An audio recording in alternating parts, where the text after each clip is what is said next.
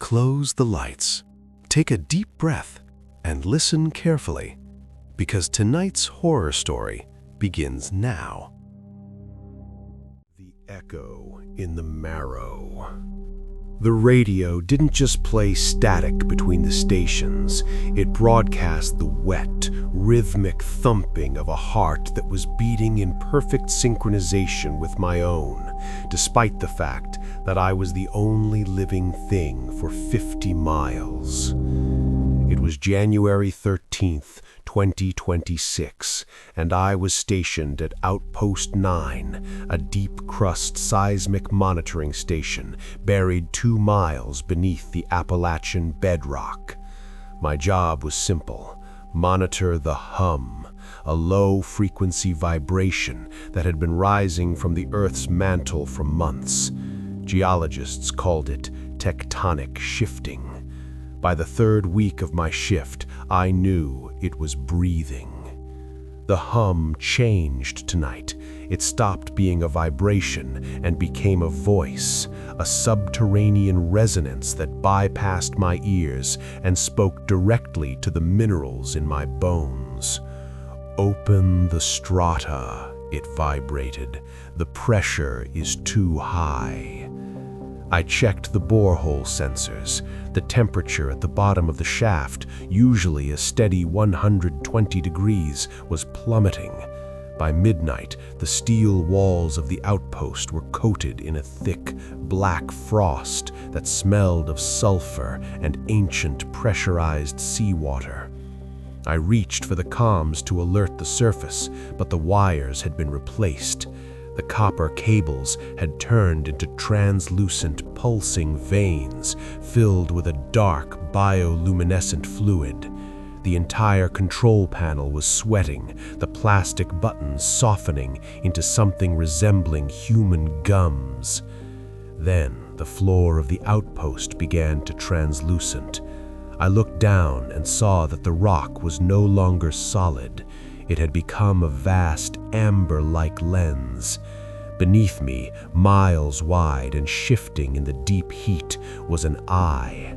Not a human eye, but a composite of 1 billion smaller ones, all blinking in a slow, rhythmic pattern that matched the seismic hum. "We are the forgotten architecture," the voice boomed, causing the monitors to shatter into 1,000 glittering shards. A crack appeared in the center of the room. It didn't lead to the shaft, it led to a space where geometry didn't apply. Out of the rift crawled the geologist. It was a creature made of compressed shale and obsidian, its torso a cage of ribs that housed a glowing core of magma. Its fingers were tectonic plates grinding against each other with the sound of a mountain collapsing. It reached out, and as its stone hand touched my chest, I felt my skin begin to petrify. The carbon in my cells was being compressed, turning my flesh into diamond and my blood into oil. I wasn't being killed, I was being fossilized while still conscious. "The surface is a thin scab," the geologist rumbled, its magma core flaring bright. "We are the itch that will finally break it." I tried to scream, but my lungs had turned to quartz. I watched as my legs fused with the floor, my nervous system extending down into the bedrock, connecting me to the billion eyes below. I could feel every earthquake on the planet. I could feel the weight of the oceans. I could feel the slow, agonizing crawl of the continents. The geologist stepped back into the rift, leaving me as a permanent fixture of the outpost. My skin now was a polished black marble, my eyes 2 fixed rubies staring into the dark. I am the fault line waiting to snap, a pillar of stone with a human mind, listening to your footsteps on the crust above and praying for the pressure to finally let me scream. The Gardener of Forgotten Echoes. The dirt beneath my fingernails wasn't just soil. It was the pulverized remains of memories I had spent the better part of January 2026 trying to bury. Yet today, they were beginning to sprout. I had taken the job at the Thorn Estate as a groundskeeper because the dead don't talk. Or so I thought. The estate sat on the edge of a cliff, overlooking a sea that looked like churned lead.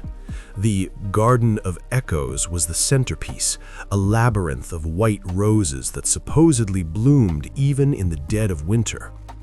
Today, January 13th, the air was so cold it felt like inhaling shards of glass. My employer, a woman who wore a veil even at dinner, had given me one instruction. If a rose turns red, prune it immediately. Do not let the petals touch your skin. I was midway through the maze when I saw it. A single rose deep in the heart of the labyrinth was no longer white. It was a bruised, pulsating crimson. As I approached with my shears, I realized the rose wasn't just a flower. The center of the bloom was a tiny, perfectly formed human ear, quivering as if it were listening to the wind. I reached out, and the rose spoke. "He didn't fall," it whispered in my mother's voice, a voice I hadn't heard since her funeral 5 years ago. "He was pushed." I froze. My shears clattered to the frozen ground. Suddenly, the silence of the garden was replaced by a cacophony. Every white rose in the vicinity began to blush, turning from ivory to a raw, meat-like red. They weren't just ears anymore. I saw eyes blinking within the petals. I saw mouths with translucent teeth gasping for air. The garden was a harvest of the town's secrets, a biological archive of everything people thought they had buried. "Help me," a mouth near my boot hissed. It was the voice of the local sheriff who went missing in 2024. "The roots, they're weaving into my lungs." I tried to run, but the vines moved with the speed of striking cobras. They didn't just trip me, they stitched themselves through the eyelets of my boots and anchored me to the permafrost. The more I struggled, the more the roses bloomed. A vine tipped with a sharp obsidian thorn sliced my palm, and the earth below me groaned in satisfaction. The veiled woman appeared at the entrance of the maze. She wasn't walking, she was being carried by a carpet of writhing roots. She lifted her veil, revealing a face that was entirely composed of tightly packed white rosebuds. A garden needs more than water and sun. It needs a witness. It needs someone to carry the weight of what has been forgotten. I felt a sharp pain in my chest.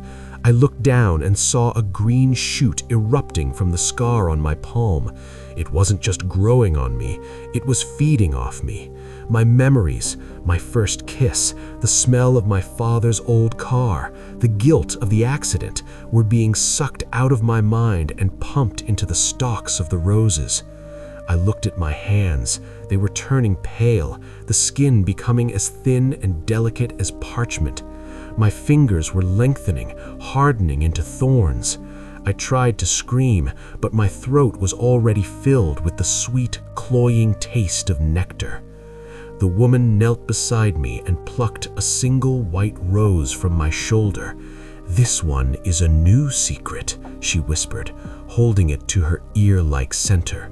"A secret of a man who thought he could hide in a garden." The world began to dim. The roar of the sea faded, replaced by the collective whisperings of 10,000 flowers. I felt my feet merge with the soil, my nervous system expanding into the vast underground network of the estate. I wasn't the gardener anymore. I was the mulch. I am the bloom that listens for your footsteps, a pale white rose in a winter maze, waiting for you to whisper a secret I can feed on. The hollow in the lens. The camera didn't just capture light, it hungrily swallowed the dimensions of its subjects, leaving behind images that were far more vivid and far more alive than the people who had stood before the shutter. On January 1st, 2026, I purchased a vintage 1950s rangefinder at a dusty estate sale. I'm a professional photographer, always hunting for that perfect grainy soul that digital sensors can't replicate.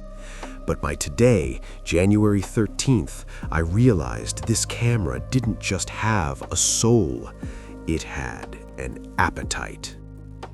I had spent the week taking portraits of my neighbors in our apartment complex. When I developed the first roll in my darkroom, I noticed a terrifying anomaly. In every photo, the subject looked slightly diminished. Their skin was paler, their eyes flatter, but the background, the mundane bricks and shadows, looked hyper-realistic, pulsing with a depth that felt like it was three-dimensional. Then I looked at the neighbors themselves. Mrs. Gable in 4B had become so thin she was almost translucent. Young Leo from the third floor had stopped speaking, his eyes turning the dull gray of unexposed film. Tonight, the curiosity got the better of me. I set up a tripod in front of my bedroom mirror. I wanted to see what the lens saw. I set the timer, stepped into the frame, and waited for the flash. Click. The burst of light was blinding, but it didn't fade. It lingered in my retinas like a white-hot burn. When my vision finally cleared, the room felt different. The air was heavy, smelling of ozone and developing chemicals. I looked at my hands. They were losing color, fading into a monochromatic grayscale. I looked at the camera. It was no longer sitting on the tripod. It was floating in the air, its lens expanding until it looked like a great glass eye. Inside the lens, I could see my own apartment, but it was vibrant and full of color. I saw myself in the lens, a colorful version of me, moving around the room, picking up my phone, living my life. I realized with a jolt of horror, I wasn't in my bedroom anymore. I was in the negative. A sound came from the shadows of the gray room, a mechanical, rhythmic whirring. Out of the darkness stepped the photographer. It was a towering figure composed of thousands of discarded Polaroids and tangled film strips. Its face was a cluster of lenses of various sizes, all clicking and focusing in unison. "Exposure time is over," it buzzed, a sound like a projector running a dead loop. "Now we develop the spirit." It raised a long, spindly arm made of rusted tripods and pointed a flashbulb at me. I tried to run, but the world was flattening. My three-dimensional body was being pressed into a two-dimensional plane. I felt my skin becoming glossy, my blood turning into silver halide. I scrambled towards the mirror, the portal back to the real world, but I was too slow. The colorful version of me on the other side of the glass looked at the camera, smiled a perfect artificial smile, and tucked the rangefinder into a bag. He walked out of the room, leaving me behind. I hammered on the glass, but no sound came out. I was just an image now. I looked around the gray world. Mrs. Gable was there, pinned to the wall like a butterfly in the collection. Leo was there, his face stretched across a tattered backdrop. The photographer approached me, its lenses whirring with a satisfied purr. It reached out with a pair of darkroom tongs and lifted me off the floor as if I weighed nothing more than a sheet of paper. "You're a bit overexposed," it whispered. "Let's put you in the dark where you belong." I am the shadow in the corner of your favorite photograph, a flat, frozen scream trapped beneath the gloss, waiting for the flash to go off so I can trade places with you. The hunger of the White Woods. The winter of 2026 arrived with a ferocity that felt personal. In the small, isolated town of Oak Haven, the snow didn't just fall, It buried the world in a suffocating white silence. I was 10 miles deep into the northern woods when the blizzard hit. My truck had stalled, some freak engine freeze, and the GPS was a dead, glowing brick. My only hope was the Black Cap Cabin, an old Forest Service outpost I remembered from topographic maps. By the time I saw the silhouette of the cabin through the swirling sleet, my breath was coming in ragged, frozen plumes. The cabin was a jagged tooth of rot and cedar, clinging to the side of a frozen ridge. I stumbled inside, the door groaning on rusted hinges. The air inside was somehow colder than the forest. It smelled of wet fur and ancient copper. I managed to strike a match, its tiny orange flicker revealing a single room. There was no furniture, only a series of scratches on the floor, deep, rhythmic gouges that looked like someone had been counting the days with their fingernails. Then, the silence outside changed. The wind didn't howl anymore. It hummed, a low, vibrating frequency that made my teeth ache. I looked out the frost-caked window. The forest was gone, replaced by a wall of impenetrable white fog. But moving within that fog was something that didn't belong to the anatomy of the natural world. It was tall, impossibly so, with limbs like stripped birch branches that moved with a sickening, jerky grace. It didn't walk, it stepped over the trees. Its head was a pale, eyeless mask, dominated by a jaw that hung open, unhinged, revealing rows of needle-like teeth that shimmered like ice. I blew out my match, plunging the room into darkness. My heart felt like a trapped bird beating against my ribs. Thump! Something heavy landed on the roof. The cedar beams groaned under a weight they weren't built to carry. I looked up. Dust and dry rot fell into my eyes as a long, spindly finger, gray and tipped with a black hooked claw, bored through the ceiling. It moved with a terrifying intelligence, searching the air, tasting for the heat of a living body. I crawled into the corner, pressing myself against the frigid wood. The humming outside grew louder, turning into a chorus of whispers in a language that sounded like cracking ice. I see the red. I see the warmth. The roof began to peel back like the lid of a tin can. The creature peered down, its lack of eyes more terrifying than any gaze could be. It tilted its head, and the jaw began to snap shut and open in a rapid, rhythmic clicking. I gripped my hunting knife, though I knew it was useless. As the creature reached down, its clawed hand inches from my face, the wind suddenly died. The humming stopped. The creature froze, its head snapping toward the forest behind it. Something else was out there, something that even this nightmare feared. The creature let out a sound like 1,000 breaking mirrors and vanished back into the fog. I didn't move for hours. I waited for the sun that never seemed to come. When the light finally broke through the gray clouds the next morning, I stepped outside. My truck was gone, not buried, not moved, gone. In its place was a single massive footprint in the frozen earth, and inside that footprint my GPS sat, perfectly intact. It was turned on. The screen displayed a single message in the destination box. Look behind you. I am still standing in the snow. I haven't turned around yet, but I can hear the humming starting again. The ink of the unwritten. The diary didn't just contain my handwriting.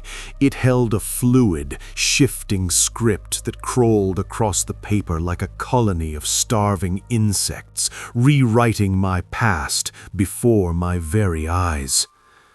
I had found the leather-bound book in the attic of my new apartment on January 1st, 2026.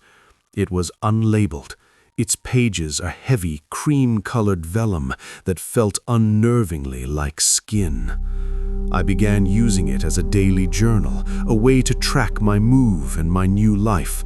But by tonight, January 13th, the book had stopped being a record and started being a director.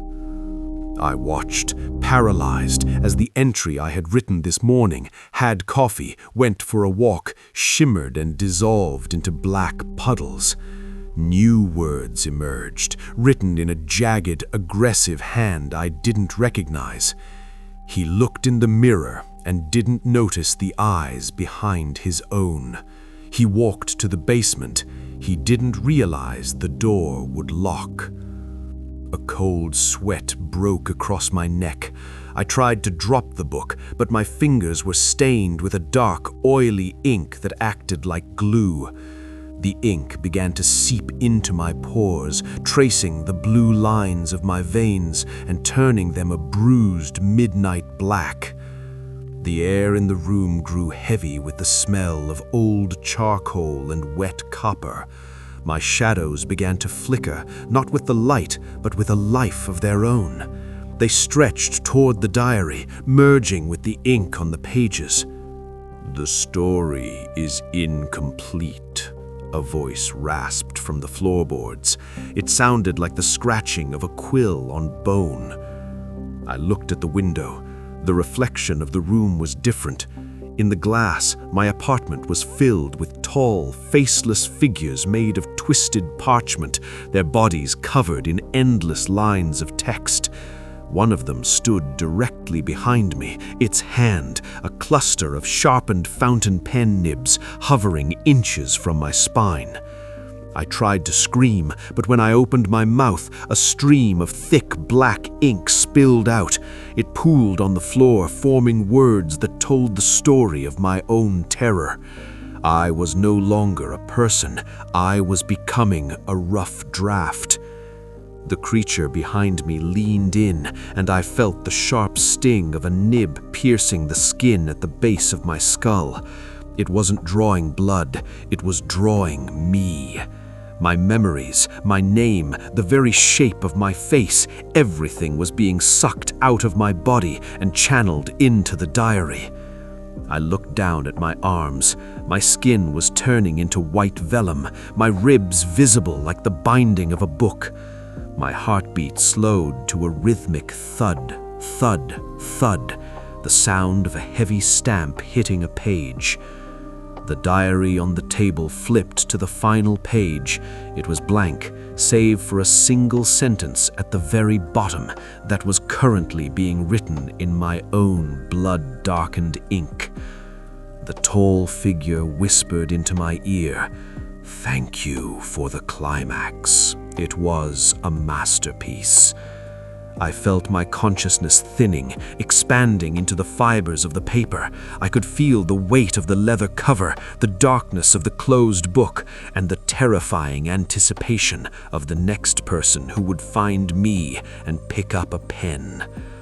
I am the ink that waits in the shadows of the attic, a silent black stain on a blank page, waiting for a new hand to write the next chapter of my hunger. The keeper of the clockwork heart. The grandfather clock in the hallway didn't just tell time, it breathed it, exhaling the stale metallic scent of centuries past into the stagnant air of my new apartment. I had moved into the Willow Creek complex on January 1st, 2026, seeking a fresh start after a disastrous year. The apartment was a steal, cheap, spacious, and furnished with antiques that looked like they belonged in a museum of the macabre. The landlord, a man whose skin looked like crumpled parchment, had only one rule: never wind the clock in the hall. It keeps its own pace. For the first week, I obeyed, but the clock was a nuisance. Its rhythmic thrum was too loud, vibrating through the floorboards and into my very bones. It didn't tick, it pulsed, like a slow, heavy heartbeat. On the night of January 13th, driven to the brink by insomnia, I stood before the towering mahogany case. It was carved with weeping angels and vines that looked suspiciously like reaching fingers.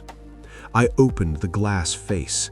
The brass key was already resting in the lock. Against every instinct, I gripped the cold metal and turned. Crank, crank, crank. The pulsing stopped instantly. The silence that followed was so absolute it felt like a physical weight pressing against my eardrums. Then a new sound emerged from deep within the walls, the sound of thousands of tiny metallic legs scurrying behind the wallpaper. I stepped back, my flashlight flickering. The shadows in the room didn't fall away from the light, they crawled toward it. I looked at the clock face again. The hands weren't moving forward, they were spinning backward, blurred by a speed that shouldn't be physically possible. The room began to change. The modern paint on the walls peeled away in wet strips, revealing rot-blackened wood beneath. My smartphone, sitting on the side table, rusted into a useless hunk of iron in a matter of seconds. Time wasn't just being measured, it was being consumed. A wet, mechanical wheeze came from inside the clock. The wooden door of the pendulum chamber creaked open. Instead of a brass weight, a mass of glistening copper-wired veins hung there, pumping a thick black fluid. In the center of the mass was a human heart, encased in gears and brass cogs, beating with a frantic, desperate energy. "Thank you," a voice whispered. It didn't come from the clock, but from my own shadow, which had detached itself from my feet and was now standing tall against the wall. The shadow stepped into the light. It was no longer a flat silhouette. It was three-dimensional, a clockwork construct of gears and bone, its face a blank porcelain mask with a ticking watch embedded in the forehead. It reached out a hand made of sharpened needles. "The keeper requires a fresh rhythm. Yours is so vibrant." I turned to run, but the door to the apartment was gone. In its place was a wall of ticking watches, millions of them, all synchronized to the frantic beating of my heart. I looked down at my hands. They were turning gray, the skin becoming translucent, revealing the slow transition of my veins into copper wiring. The room grew smaller as the walls of watches closed in. I fell to my knees, gasping for air that felt like inhaling iron filings. The shadow knelt beside me, its porcelain mask splitting open to reveal a maw of grinding gears. It reached into my chest, its needle fingers bypassing skin and bone as if they were smoke. I felt a coldness that transcended the winter night, a vacuum where my soul used to be. It pulled. Now I stand in the hallway. I cannot move. I cannot scream. I am carved of mahogany and silver, my eyes replaced by Roman numerals that never stop spinning. I watch the new tenants walk by, their hearts beating with that delicious warm rhythm, unaware that the clock is hungry again. I am the one who keeps the pace now, and I am waiting for someone to find the key. The reflection in the hallway. The Blackwood estate was a relic of a forgotten era, a sprawling Victorian structure that seemed to inhale the fog of the valley. When I inherited it in late 2025, I thought it was a gift. By January 2026, I knew it was a cage. The most unsettling feature was the grand hall, a long, narrow artery of the house lined with floor-to-ceiling mirrors framed in tarnished silver. I lived there alone, or so I told myself, but the mirrors held a different opinion. It began on a Tuesday night. The grandfather clock in the foyer had just struck 3, the witching hour, as my grandmother used to whisper. I was walking to the kitchen for a glass of water, my footsteps heavy on the hardwood. As I passed the third mirror, a glitch in the corner of my eye made me stumble. I stopped. I turned. My reflection was there, standing exactly as I was, dressed in my navy blue silk pajamas. I shook my head, blaming the shadows, and continued. But the rhythm was off. My reflection's footsteps weren't echoing mine. They were a fraction of a second behind. Heart hammering, I whipped around. The reflection in the mirror was still walking. It took 3 more steps before it realized I had stopped. It froze, its face contorting from a casual stride into a look of predatory realization. I backed away, but the reflection didn't mimic me. Instead, it stepped closer to the glass. Its eyes, which should have been my hazel, were now 2 voids of absolute light-consuming black. It leaned its forehead against the glass from the other side, and a thin, crystalline crack spiderwebbed across the surface. "Not yet," it mouthed. The voice didn't come from the air, but from inside my own skull, a wet, sandpaper rasp. I fled to my bedroom, locking the heavy oak door and shoving a mahogany vanity against it. I didn't sleep. I watched the shadows under the door, waiting for a reflection that didn't need a body to exist. The next morning, the sun offered a deceptive sense of safety. I walked back to the grand hall, armed with a heavy hammer. I intended to shatter every one of those silver-backed liars. But when I reached the third mirror, the crack was gone. The glass was smooth, cold, and perfect. I looked at myself. I looked tired, pale, and terrified. I was wearing my navy blue pajamas. Then I looked at the reflection's shirt. It was red blood. My reflection raised a hand, not to mimic me, but to point behind me. I didn't turn. I knew that if I turned, I would be acknowledging the thing that had crawled out of the glass while I slept. Instead, I watched the reflection. It began to laugh, a silent, chest-shaking convulsion. Slowly, the reflection reached out and gripped the edge of the mirror's frame. Its knuckles turned white. It wasn't just a reflection anymore. It was a passenger pushing against a window. "I like this world," the voice rasped in my head again.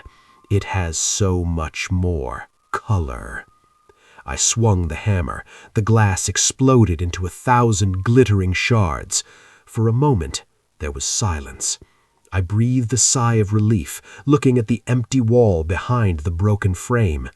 Then I looked down at the shards on the floor.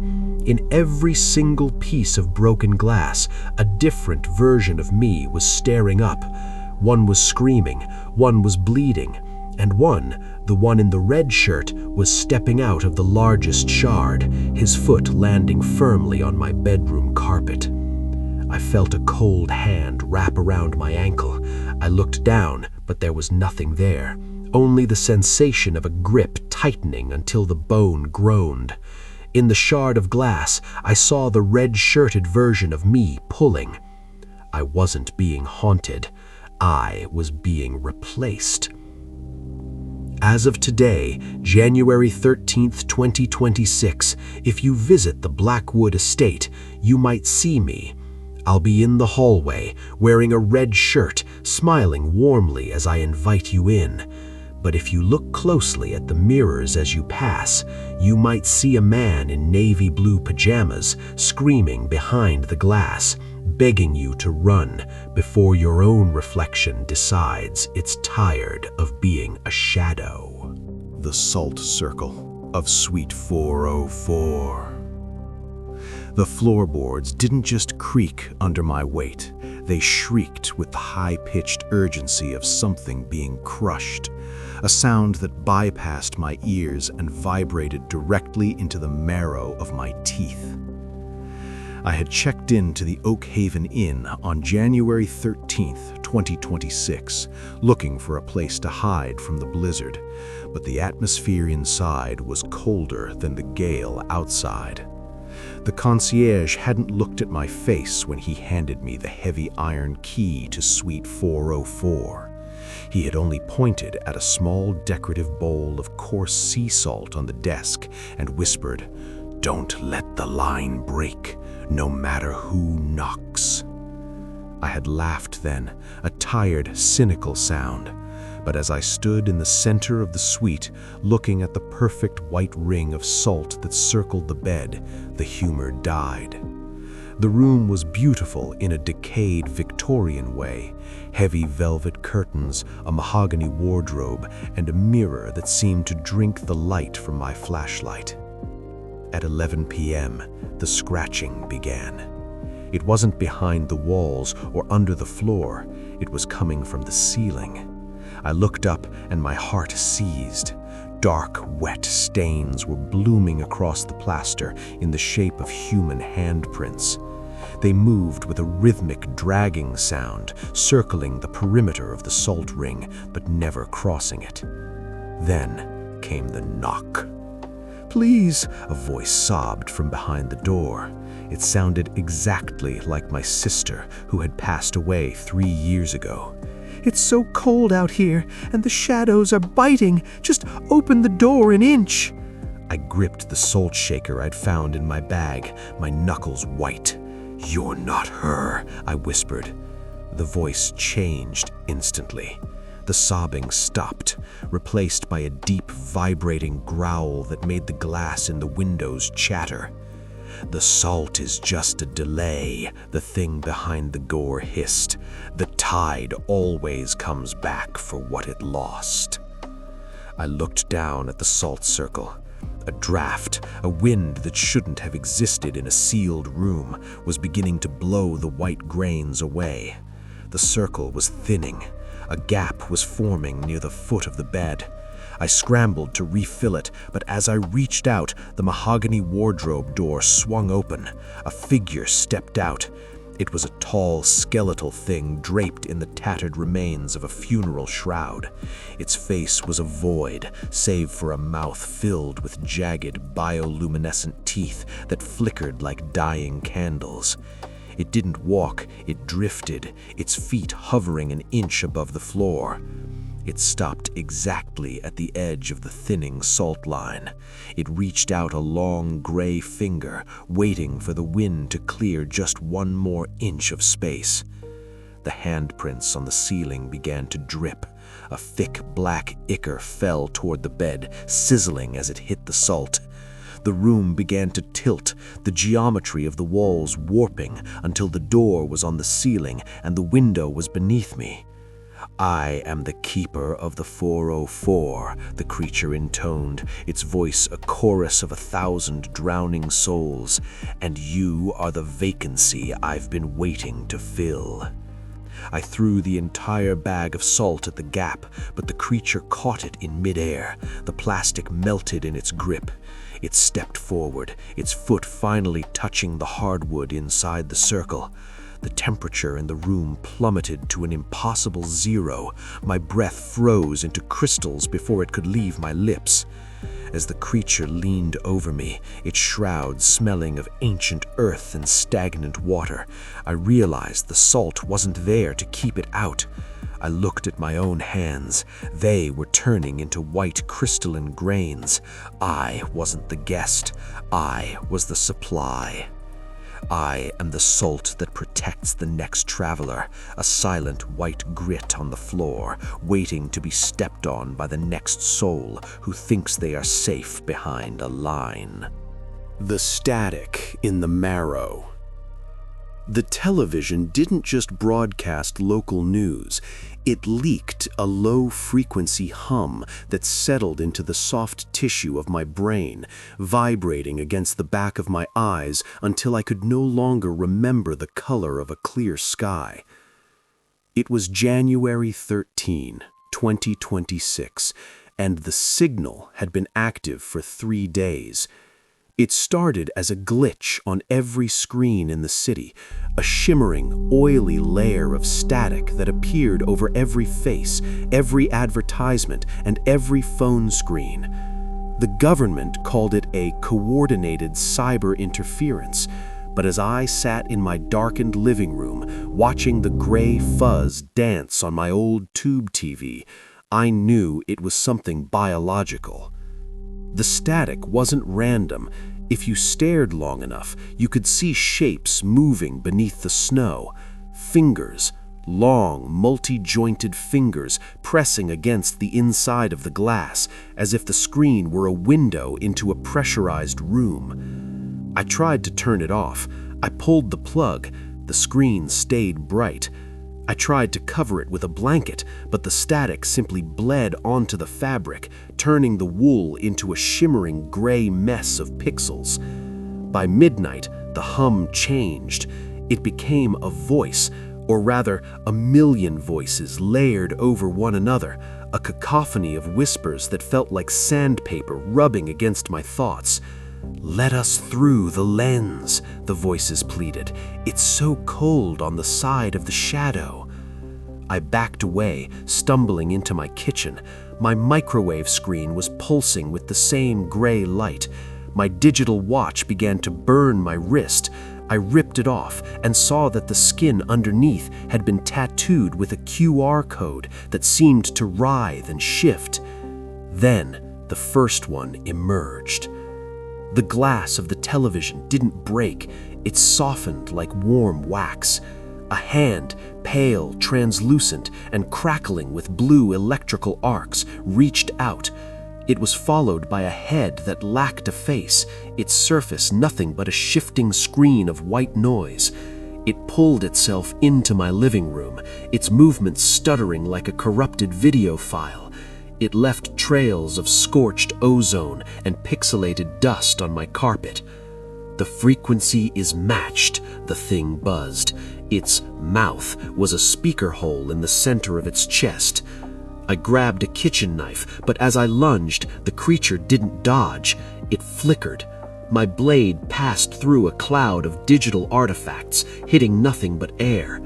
The creature reappeared behind me, its touch cold and stinging, like 1,000 tiny needles of electricity.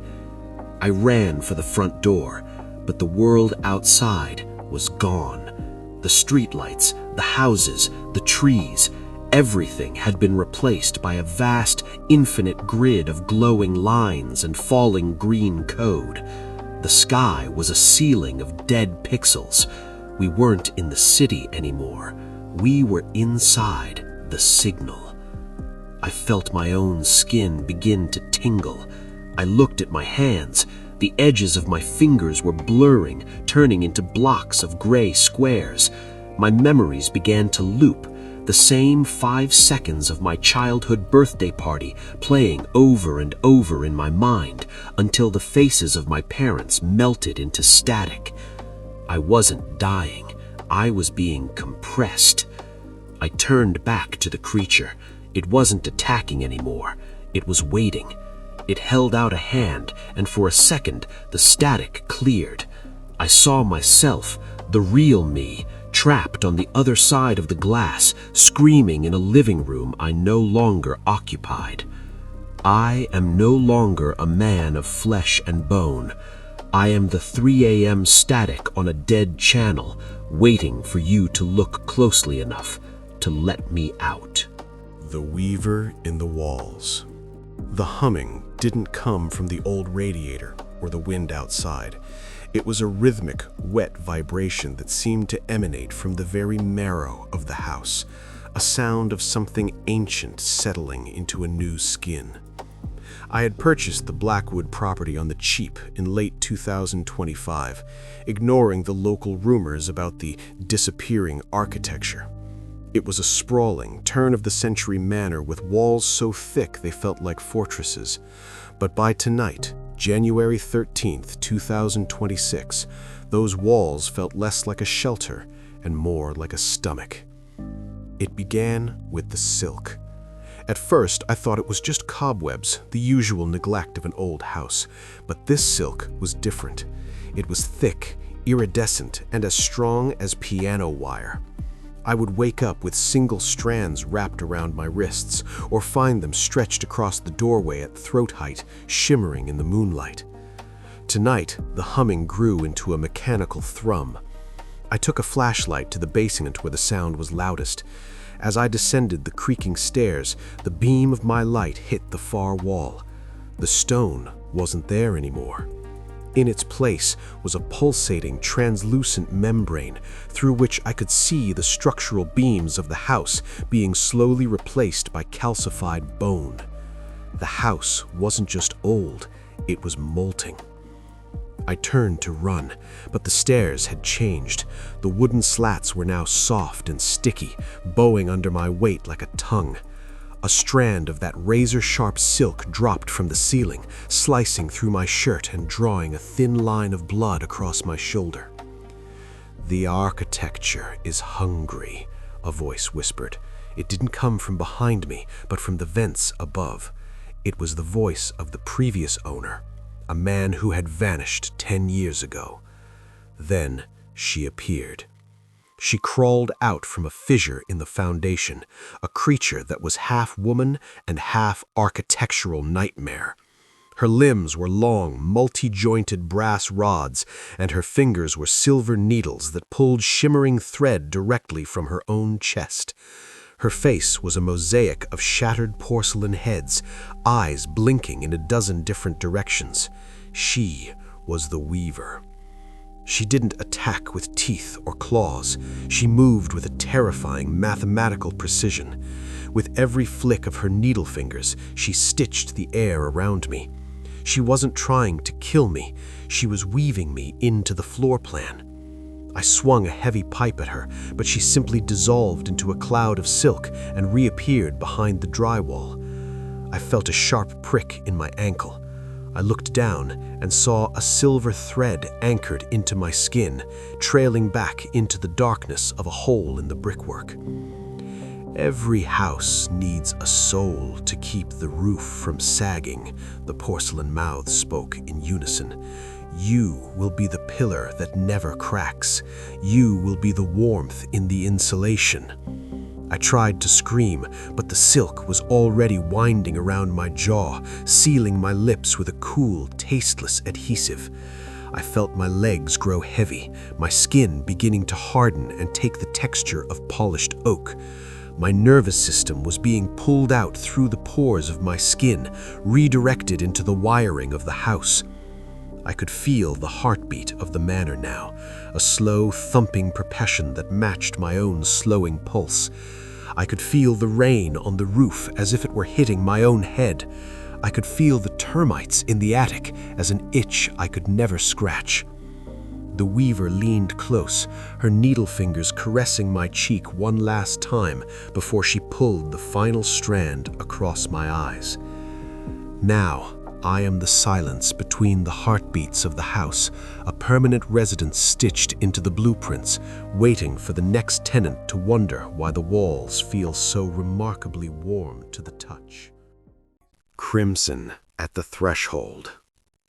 The threshold appeared where the old road ended. Not a doorway, not a gate, just a line etched into the stone, dark red and impossibly precise, stretching from one side of the ruined chapel to the other. Rain never washed it away, dust never settled on it. Everyone who came close felt the same instinctive pull to stop just short of crossing. No one in Redmere crossed it twice. Eleanor Ward arrived in the town at dusk, following a trail of unanswered letters and unfinished grief. Her mother had vanished months earlier after writing a final message that ended mid-sentence. "There is something waiting at the..." The rest was smeared in red.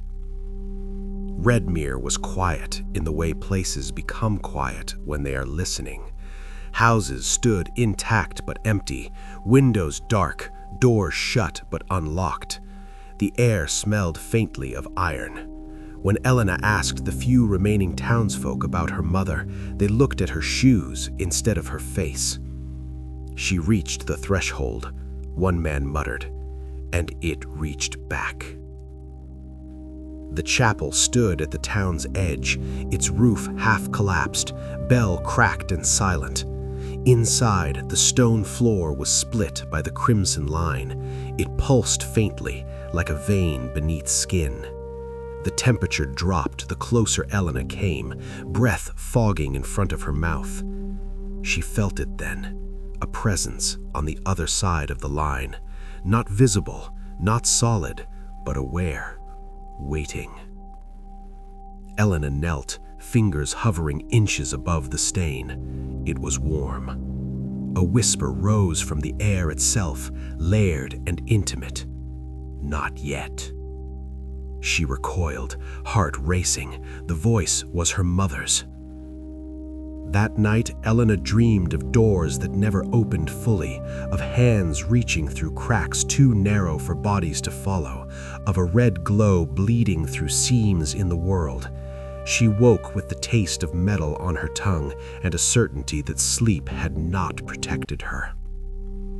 By morning, footprints appeared around the threshold, bare feet, pacing, stopping, turning back. Some prints ended abruptly at the line, toes pointed inward, as if whoever made them had leaned too far forward and been pulled away.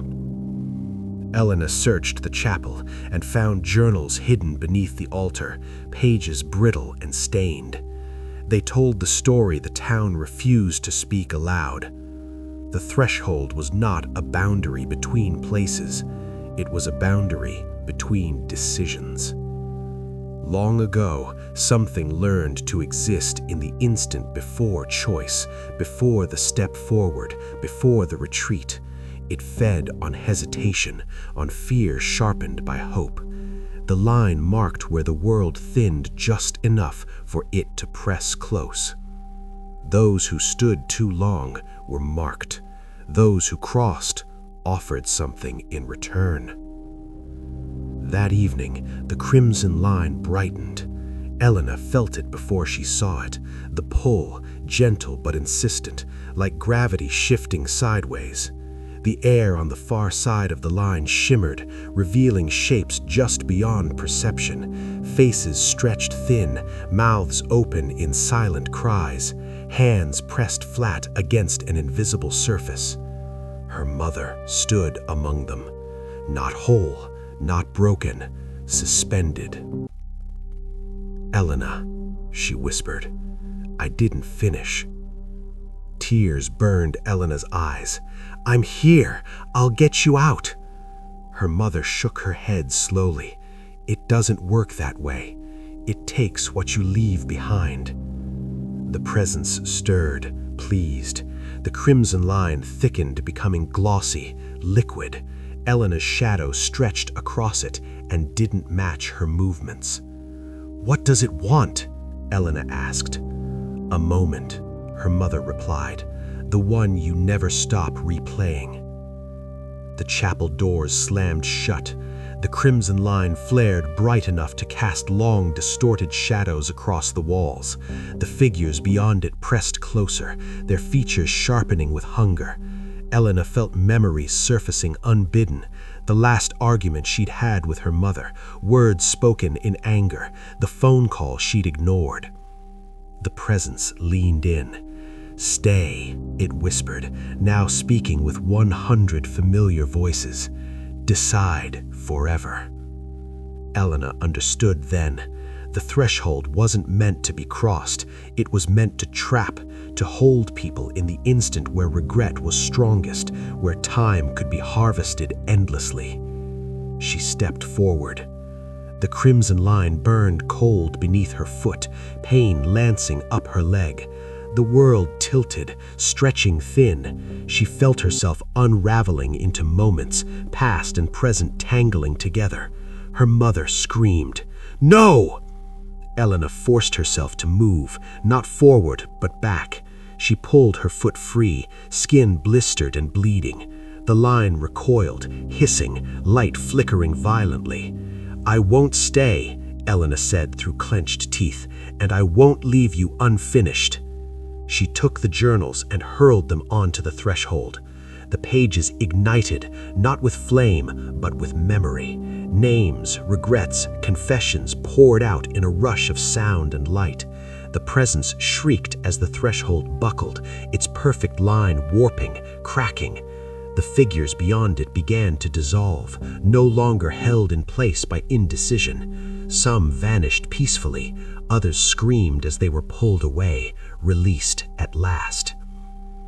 Elena's mother looked at her one final time, whole for just a heartbeat. "Thank you," she said. The crimson line faded to dull brown, then gray, then nothing at all. The chapel collapsed inward, stone grinding against stone as the world reclaimed the wound. At dawn, Redmere was empty. Elena left without looking back. Years later, travelers still speak of places where they feel compelled to stop, doorways they hesitate to cross, steps they can't quite take. They describe a faint red shimmer just at the edge of vision and a voice urging them to wait. Some do, and some, finally, choose to move on. Dreams drowned in moonlight. Moonlight spilled across the valley like a slow tide, pale and merciless, flooding everything it touched. It crept over broken stone, over the blackened ribs of dead trees, over the still surface of the lake where no wind dared to breathe. The villagers said the moon watched this place more closely than any other, as if something beneath the water belonged to it, something that once dreamed and now only waited. Elian stood at the edge of the shore, boots half sunk in cold mud, staring at his reflection fractured by faint ripples. He had followed the old road for 3 nights to reach this place, guided by dreams that were not entirely his own. Each night the same vision returned, a silver glow, a voice calling his name from beneath the water, and a feeling of unbearable sorrow pressing against his chest until he woke gasping for air. The lake was perfectly round, unnaturally so, like an eye opened too wide. Its surface reflected the moon with cruel clarity, a second moon trapped and trembling beneath the first. Elian tightened his cloak against the chill. The air here tasted of damp stone and forgotten prayers. They told stories in the village tavern, whispered them really, after too much drink loosened tongues. Long ago, before the land learned fear, this valley had been a sanctuary for dreamers. Poets, seers, and those cursed with visions came here to sleep beneath the moon, believing it sharpened the truth of dreams. But dreams, like water, could drown. Elian had laughed when he first heard the tale. He was not a poet or a prophet. He was only a man who could not sleep without seeing the same pale light, the same reaching hands beneath dark water. When his dreams began bleeding into his waking hours, when he started hearing whispers in the hush before dawn, he knew laughter would no longer save him. A sound stirred the lake. Not a splash, but a slow, deliberate movement, as if something deep below had shifted its weight. The moon's reflection warped, stretching and bending, and Elian's heart stuttered in his chest. "Come closer," a voice murmured. It was soft, layered, as though many voices spoke through one mouth. Not loud, not threatening, intimate, familiar. Elian took a step forward before he realized he had decided nothing at all. Memories rose unbidden as he moved, his mother humming by candlelight, his father's hands rough with honest labor, the face of the woman he had loved before sleep stole her mind and left her staring at walls that whispered back. She had spoken of moonlit water too, before she forgot his name. The shore fell away suddenly, and icy water swallowed his boots. He gasped as cold crept up his legs, biting deep. Still, he did not retreat. The voice grew clearer the deeper he waded, filling his skull with images, countless figures kneeling at the water's edge, eyes glazed, mouths open in silent devotion. "They dreamed too much," the voice said, not unkindly. They gave me what they could not carry. The surface of the lake broke. A figure rose slowly, as if lifted by the moon itself. Its form was almost human, sculpted of pale light and shadow, water streaming from its limbs like tears that never ended. Its face was beautiful in a distant, aching way, eyes like drowned stars, lips parted as though forever mid-breath. Elian fell to his knees in the shallows, water soaking his clothes, numbness spreading through him. "You are drowning them," he said, though the words trembled. "No," the being replied, "I am remembering them." Around the figure, shapes began to appear beneath the surface, faces pressed upward, eyes closed, expressions caught between peace and despair. Dreamers, hundreds of them, thousands. Their dreams shimmered faintly, fragments of love, fear, hope, and regret, swirling like silver dust in the depths. The moon-fed entity extended a hand. Its touch never reached him, yet Elian felt it inside his chest, stirring the ache he had carried for years. "You carry too many dreams for one life," it said. "Let me hold them." For a moment, he wanted nothing more, to sink, to let the weight of memory and longing dissolve into the cool silence below, to join the others in that endless moonlit sleep.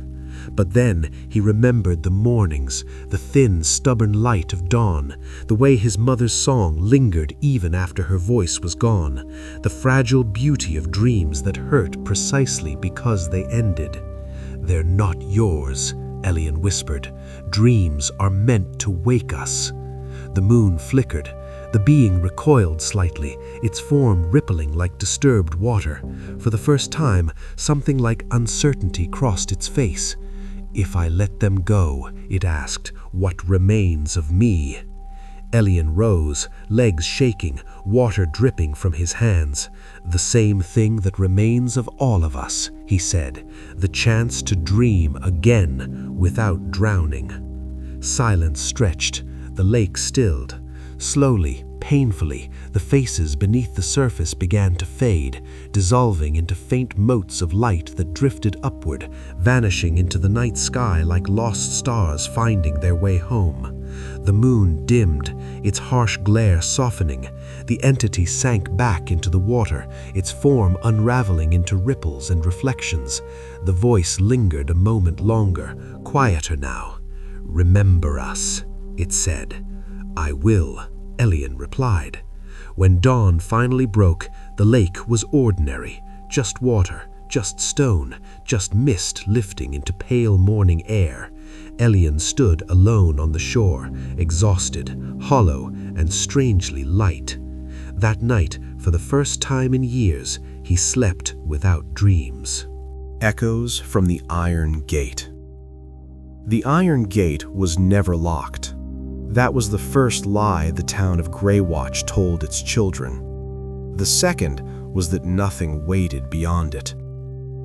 The gate stood at the edge of the old quarry road, a massive rusted arch of black iron fused directly into the stone hillside.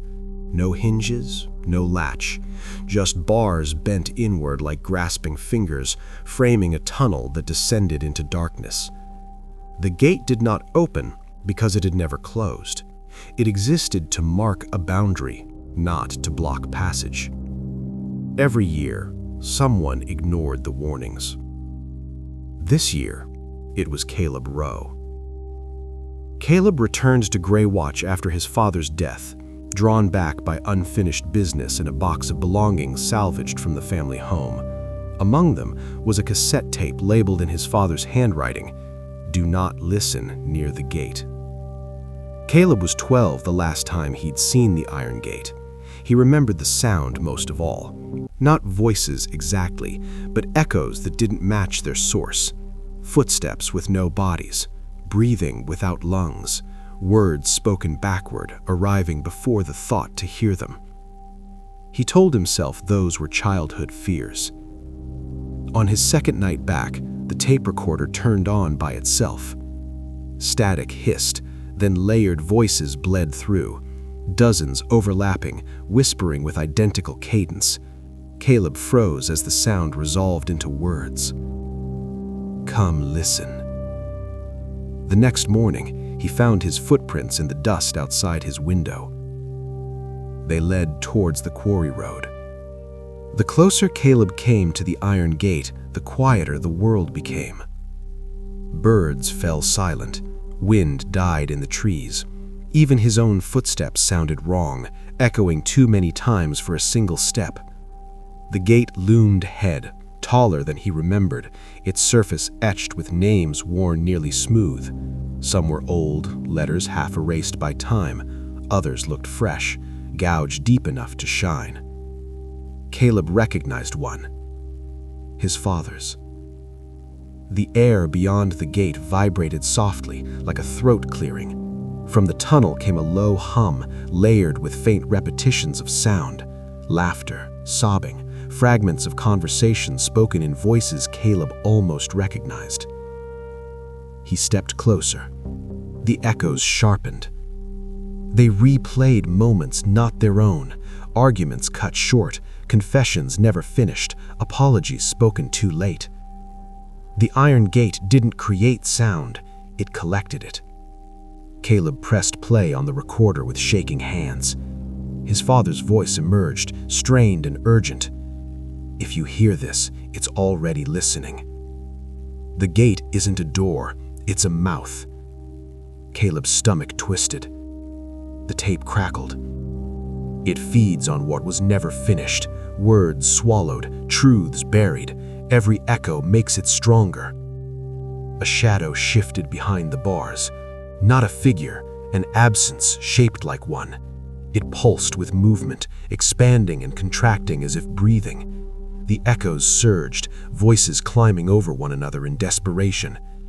"Stay," they begged. "Finish it." Caleb felt memories rising unbidden, things he'd never said to his father. Anger, regret, love buried beneath both. The gate responded instantly, iron glowing faintly as the echoes deepened, pulling at him like gravity. A hand emerged from the darkness, then another. They were formed of shadow and sound, fingers vibrating as if strung with invisible wires. Faces surfaced briefly in the dark, mouths open mid-sentence, eyes wide with the terror of interruption. The iron gate wasn't a prison, it was an archive. Everyone who had stood there and listened too long had been pulled inside, their unfinished moments stripped from them and replayed forever. Not dead, not alive, reduced to echoes. Caleb screamed and stumbled back. The ground trembled as the gate responded, iron bars flexing inward. The shadow pressed closer, its shape sharpening, forming something almost human, almost familiar. It spoke in his father's voice. "You still have things to say." Caleb understood then why the town survived, why the gate was never destroyed. Silence kept it starved, acknowledgement fed it. Caleb raised the recorder and smashed it against the stone. The echoes screamed. The shadow recoiled violently, the iron bars shuddering as the tunnel convulsed. Names burned briefly across the gate's surface, glowing hot before fading to black. The hum died. Caleb collapsed to his knees, gasping. The gate stood still, inert once more. By dawn, the quarry road was gone. Where the iron gate had stood was bare stone, smooth and unmarked, as though nothing had ever been there. The town pretended not to notice. Caleb left Greywatch the same day. Years later, hikers in distant regions report strange iron structures embedded in cliffsides, archways that hum softly when no one speaks. They swear that if you stand close enough, you can hear someone whisper your name. Perfectly, waiting for you to answer. Formless spawn. The first rule of the lower archives was simple. Do not catalog what refuses a shape. Archivist Illyra Venn learned this rule too late. The chamber lay far beneath the university, past sealed vaults and forbidden wings, where the stone walls sweated with age and the air tasted faintly of copper. Officially, the lower archives held fragments too incomplete or damaged to classify. Broken idols, corrupted texts, artifacts stripped of context. Unofficially, it held mistakes. Illyra had been sent to inventory a newly unearthed object recovered from a collapsed monastery at the edge of the salt marshes. The monks, according to the report, had sealed an entire subterranean wing and abandoned the site without explanation. No signs of violence, no remains, just locked doors carved from the inside. The crate waited at the center of the chamber. It was unmarked, unsealed, and humming, so faintly she first mistook it for blood rushing in her ears. Illyra adjusted her lantern and stepped closer. Inside the crate was nothing, at least nothing that held still. The space within shimmered, warping like heat over stone. Shadows slid across its interior without a source. When she leaned closer, the lantern light bent inward, stretched thin, and vanished as though swallowed. Illyra swallowed hard and consulted the parchment. Recovered object exhibits non-Euclidean behavior, responds negatively to prolonged observation. No fixed mass recorded. "So why bring it here?" she muttered. The answer came unbidden. A pressure bloomed behind her eyes. Not pain, expectation. The sensation of something leaning closer without moving, of a tension brushing against her thoughts like damp fingers. The crate was no longer empty. Something had gathered inside it. Not rising, not emerging, coalescing, as if reality itself had begun to forget how to remain solid. Tendrils formed and unformed, collapsing back into shifting folds of darkness. Shapes hinted at limbs, then dissolved. A face nearly formed, too many eyes, none of them staying long enough to count. Illyra staggered back. "Containment breach," she whispered, fumbling for the alarm sigil carved into the wall. The symbol refused to glow. The humming deepened, resonating through the stone floor. Shelves rattled, scrolls unfurled themselves, ink bleeding and rearranging into spirals and angles that made her stomach churn. "Form gives comfort," a voice murmured, not aloud, but directly into her thoughts. "You cling to it. You fear what does not end." The thing pulled itself free from the crate. It spilled rather than stepped, sloughing across the floor like a shadow poured from a broken vessel. Where it touched stone, the surface puckered and softened, as though undecided about being solid. The formless spawn, if such a name could apply, shifted endlessly, its mass rippling with aborted anatomies. Illyra pressed herself against the wall, heart hammering. "You're not an artifact," she said shakily. "You're alive."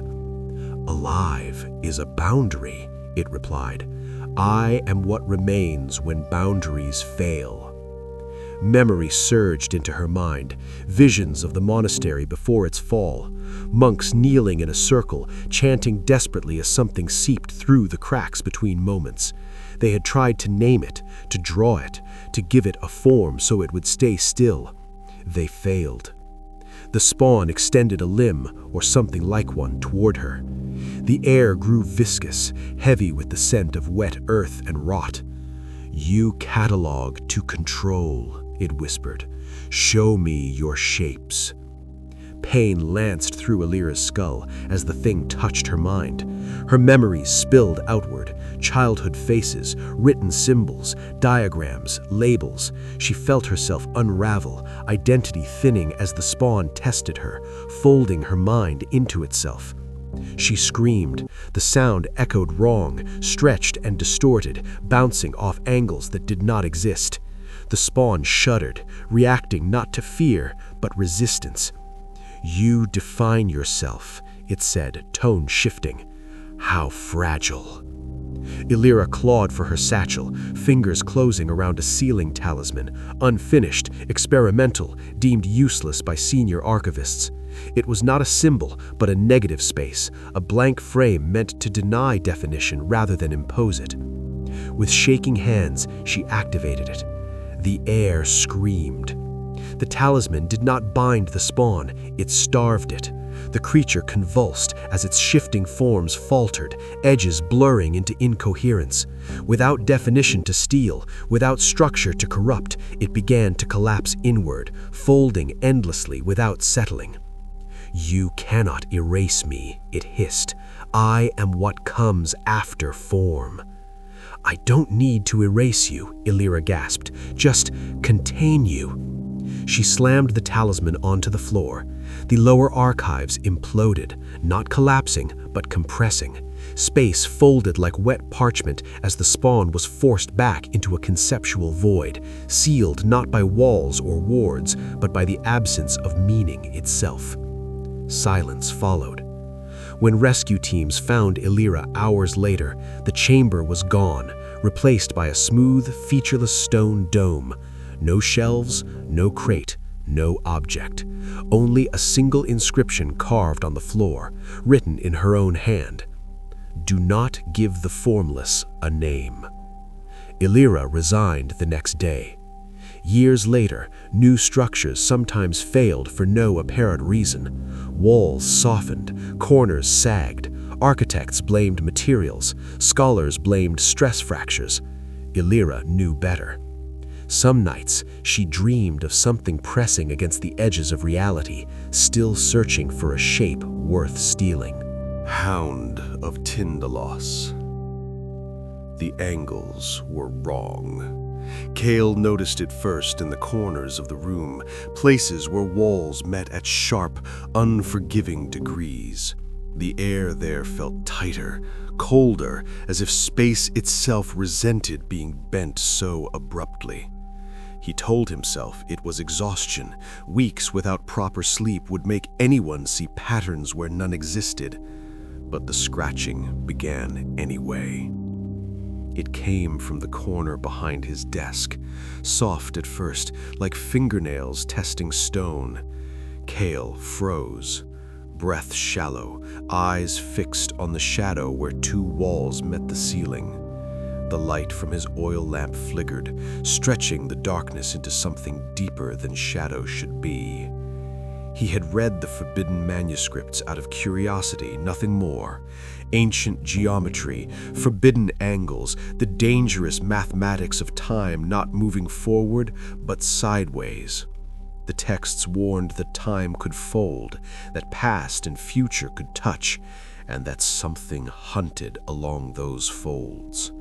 The hounds of Tindalos. Creatures born of angles, not curves. Predators that could not emerge from circles or arcs, only from perfect corners. Places reality snapped too sharply to defend itself. The scratching grew louder.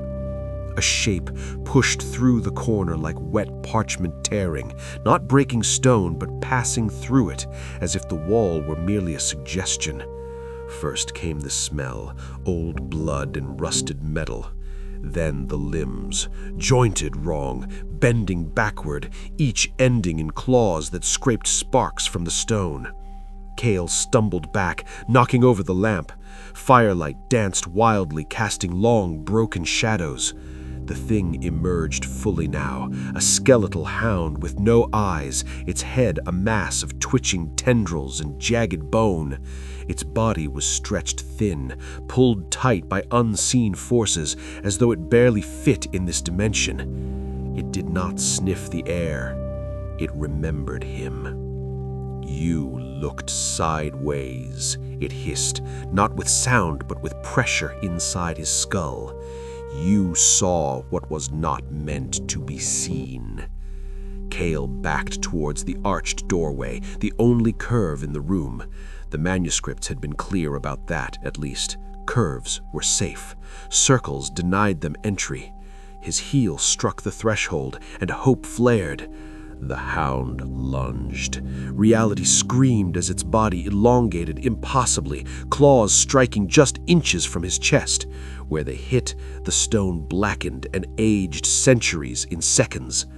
Cale threw himself through the doorway, collapsing into the corridor beyond. Silence. He dared to look back. The hound crouched at the corner, half emerged, its body trembling with fury. It could not pass the curve of the arch. Its claws scraped uselessly at the air, leaving thin trails of frost and decay. "This angle will end," it promised. "All structures fail. All curves break." The thing withdrew, melting backward into the corner, leaving only darkness and the stench of old time. Cale fled before dawn. Years later, he lived in a roundhouse on an open plain with no corners and no sharp edges. He slept little. He never forgot. And sometimes, when buildings collapsed or stone cracked just right, he heard scratching again. Lucian of the Black Veil. No one in Valenrook spoke Lucian's name after sundown. It wasn't forbidden by law or scripture. It was something older than rules, an instinct buried so deep that even children obeyed it without being taught. The name carried weight. Saying it felt like pulling on a thread you couldn't see, one that led somewhere cold and patient. Lucian of the Black Veil had once been a man. Before the veil, before the whispers, he had been a scholar priest obsessed with thresholds, places where one state of being ended and another began. Death, sleep, madness, faith. He believed the soul did not pass cleanly between them, but lingered, tangled and unfinished. And if one could stand in that tangle long enough, one could learn to shape it.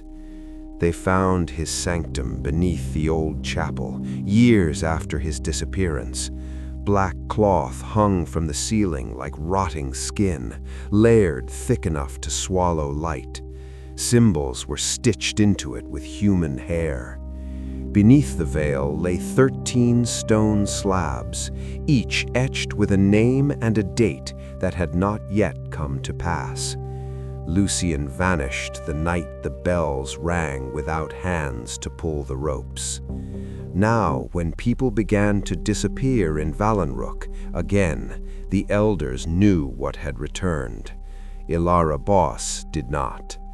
She came to Valenrook seeking records, old burial registries, heretical texts, anything related to cult activity in the border regions. Her brother Tomas had vanished on the road weeks earlier, his last letter mentioning a village where the shadows breathe. She laughed when she read that line. She stopped laughing when she arrived. The village felt muted, as though sound itself was being filtered through fabric. Footsteps landed too softly. Voices never rose above a murmur. Even the wind seemed hesitant to pass between the buildings. At the inn, the keeper refused to take her name. "Names linger," he said flatly, sliding her a key. "Better to leave them loose." That night, Ilara dreamed of cloth. Endless black fabric drifted through a vast stone chamber, brushing her skin, wrapping her wrists, her throat. Beneath it all, something watched, countless eyes opening and closing in the dark. Ilara woke choking. The veil hung at the foot of her bed. Not cloth exactly, she realized. It moved too slowly, too deliberately. Its edges dissolved into shadow before reaching the floor. When she reached toward it, her fingers passed through and came back cold, numb, as if she had dipped them into deep water. A whisper slid into her ear. "He waits between breaths." Ilara stumbled back, heart hammering, and the veil collapsed into nothing. By morning, the innkeeper was gone, so were 3 other guests. Their rooms were empty except for black threads tangled in the bedsheets. The chapel sat at the edge of town, half sunken into the earth. Ilara felt drawn to it, pulled by the same instinct that told her her brother had been here. Inside, the air was stale and damp. Candles burned low despite no one tending them. The veil descended from the chapel's lower crypt. It filled the space like a living thing, layers upon layers of darkness stitched together with faint red seams that pulsed gently like veins. Faces pressed outwards from beneath the cloth, blurred, straining, mouths opening in silent pleas. "Lucien," Ilara whispered without meaning to. The veil parted. He stepped out of it as if emerging from water. Lucien was tall, impossibly thin, wrapped in the black fabric like a second skin. His face was pale and unmarked, eyes entirely dark, reflecting nothing. Where his shadow should have been, there was only absence. "You spoke my name," he said softly. "That means you are already halfway here." Ilara backed away. "Where is my brother?" Lucien tilted his head. "Between." The veil behind him shifted, revealing shapes suspended within it. People caught mid-motion, eyes open, bodies frozen as though stitched into the fabric of the dark. Ilara saw Tomas among them, his mouth open in a scream that made no sound. "What have you done to them?" she cried. Lucien's expression did not change. "I saved them from ending," he explained as the veil breathed around them. Lucien had succeeded in his work. He had learned to peel back the moment of transition and live within it. The veil was not cloth, but a boundary, death stretched thin and worn like a garment. Those taken by it were not dead nor alive. They were preserved at the edge of becoming. They do not rot. They do not forget. They are eternal witnesses. Ilara felt the weight of countless eyes on her. "You're feeding on them," she said. Lucien smiled faintly. "I am sustained by what lingers. Grief, fear, unfinished love." The veil reached for her, brushing her arm. Images flooded her mind. Tomas laughing as a child, Tomas bleeding on the roadside, Tomas whispering her name as the darkness took him. Ilara screamed and tore free. She grabbed a fallen candle and hurled it into the veil. Flame didn't catch. It vanished, swallowed whole. Lucien's voice hardened. "You cannot burn what exists between states." Desperation sharpened Ilara's thoughts. The veil preserved what was unfinished, so she finished something. She stepped forward and looked Tomas in the eyes through the fabric. "I'm here," she said, voice breaking. "I remember you. You don't have to stay." For the first time, the veil trembled. Others stirred, faces twisted, whispers rose. Not pleas, but realizations. Names were spoken, confessions released, regrets let go. Lucien staggered. "No," he hissed, "they belong to the in-between." "They belong to themselves," Ilara said. The veil began to unravel, threads snapping as if cut by invisible blades. The chamber shook. Lucien screamed as the darkness peeled away from him, his form collapsing into something small and frail beneath it. The trapped figures dissolved, not violently, but gently, like breath leaving lungs at last. The veil tore open and collapsed inward, dragging Lucien with it. Silence followed. When Ilara woke, she was alone in the chapel. Valenrook was empty by dawn. No bodies, no signs of struggle, only scraps of black fabric caught at doorways, dissolving in the sunlight.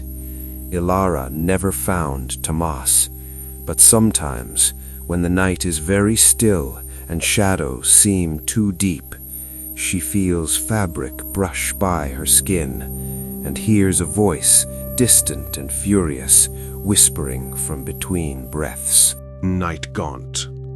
The villagers sealed their windows before sunset, not to keep the cold out, but to keep the sky away.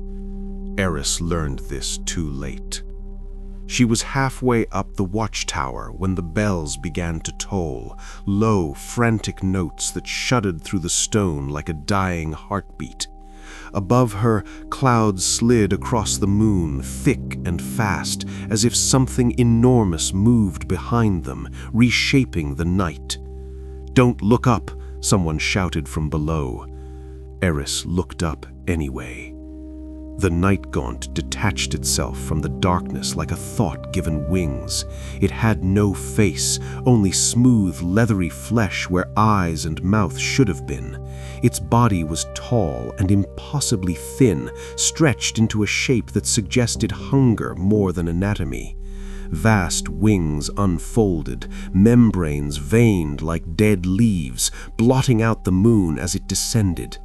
The air grew heavy, thick with a pressure that pressed against the mind rather than the lungs. Eris couldn't scream. That was how it hunted, not by claws alone, but by stealing the shape of fear before it could find a voice. Memories bled into her thoughts without permission. Childhood nightmares, half-remembered guilt, the moment she pushed her sister ahead of her to escape the burning house. The night gaunt fed on what people refused to face. It landed silently on the tower's edge, stone cracked beneath its weight, long talons curled around the parapet, and its head tilted, sensing the fracture in her thoughts. Though it had no eyes, she knew it saw her perfectly. "You hide well," a voice whispered, not from its body, but from inside her skull. "But you never forget." The wings folded inward, wrapping the tower in shadow. Below, the village lights flickered and died, one by one, swallowed by creeping dark. Eris felt herself lifted from the stone, weightless, helpless, as the night gaunt's talons closed around her waist. The sky opened. Stars stretched and warped, spiraling into impossible depths as the creature rose higher, carrying her toward a place where nightmares were born rather than endured. Wind tore tears from her eyes, but something changed within her chest, not panic, but resolve. She stopped resisting. Instead, she remembered everything: the fire, the guilt, the years of running from sleep. She let the memories surface fully, sharp and unfiltered, offering them not as fear, but as truth. The pressure in her mind shattered like glass. The night gaunt shrieked. For the first time, it made a sound, raw, furious, wounded. Its grip loosened, wings faltered, the sky snapped back into place as the creature recoiled, writhing as if burned by light that did not exist. Eris fell. She struck the tower hard, breath ripped from her lungs, pain blooming bright and real. Above her, the night gaunt dissolved into tatters of shadow, dragged backward into the clouds by something unseen. Dawn found the village intact, the tower cracked but standing. Eris lay awake beneath the rising sun, knowing one terrible truth: the night gaunt would return. But next time, she would not hide from the dark. The Hollow-Eyed Syndicate. The first time Marcus Vale noticed the eyes, he thought it was exhaustion playing tricks on him. It was near midnight when he left the subway station beneath Blackwater Avenue. The city above hummed with distant sirens and the constant breath of traffic, but down here, the air felt heavier, old, recycled, carrying the faint scent of damp stone. As Marcus climbed the steps, he passed a man standing perfectly still beside a flickering light. The man's face was pale, expressionless, and his eyes were hollow. Not dark, not shadowed, empty, like sockets carved too deep, swallowing the light around them. Marcus blinked hard, heart stumbling in his chest. When he looked again, the man was gone. "Get a grip," Marcus muttered. He was a journalist, not a believer in urban legends. His work focused on financial corruption, missing funds, shell corporations, things that had explanations, even if they were ugly. Yet lately, his inbox had been filling with anonymous tips, all pointing to the same phrase, the Hollow-Eyed Syndicate. At first, he'd assumed it was a nickname for an underground crime network, but the deeper he dug, the stranger the references became. Witnesses who vanished, records altered overnight, surveillance footage corrupted always at the moment someone described the eyes. The first solid lead came from an informant named Leela Chen. They met in a cafe near the river, sunlight struggling through grime-streaked windows. Leela looked tired, dark circles beneath her eyes, hands shaking as she wrapped them around her cup. "They're not human," she said without preamble. A sigh. "Leela," she interrupted, "I worked municipal records, zoning permits, historical foundations. There are buildings in this city that don't officially exist. Basements beneath basements, rooms that were sealed before the city was finished." She leaned closer. "They meet there." "Who?" Marcus asked. "The Syndicate." Her voice dropped to a whisper. "They hollow themselves out so something else can look through them." A chill crawled up his spine. "Look through them from where?" Leela smiled weakly. "Below." That night, her apartment burned down. No accelerants, no witnesses, no body. Marcus stopped sleeping after that. Faces followed him through crowds, men and women with normal features until they looked directly at him.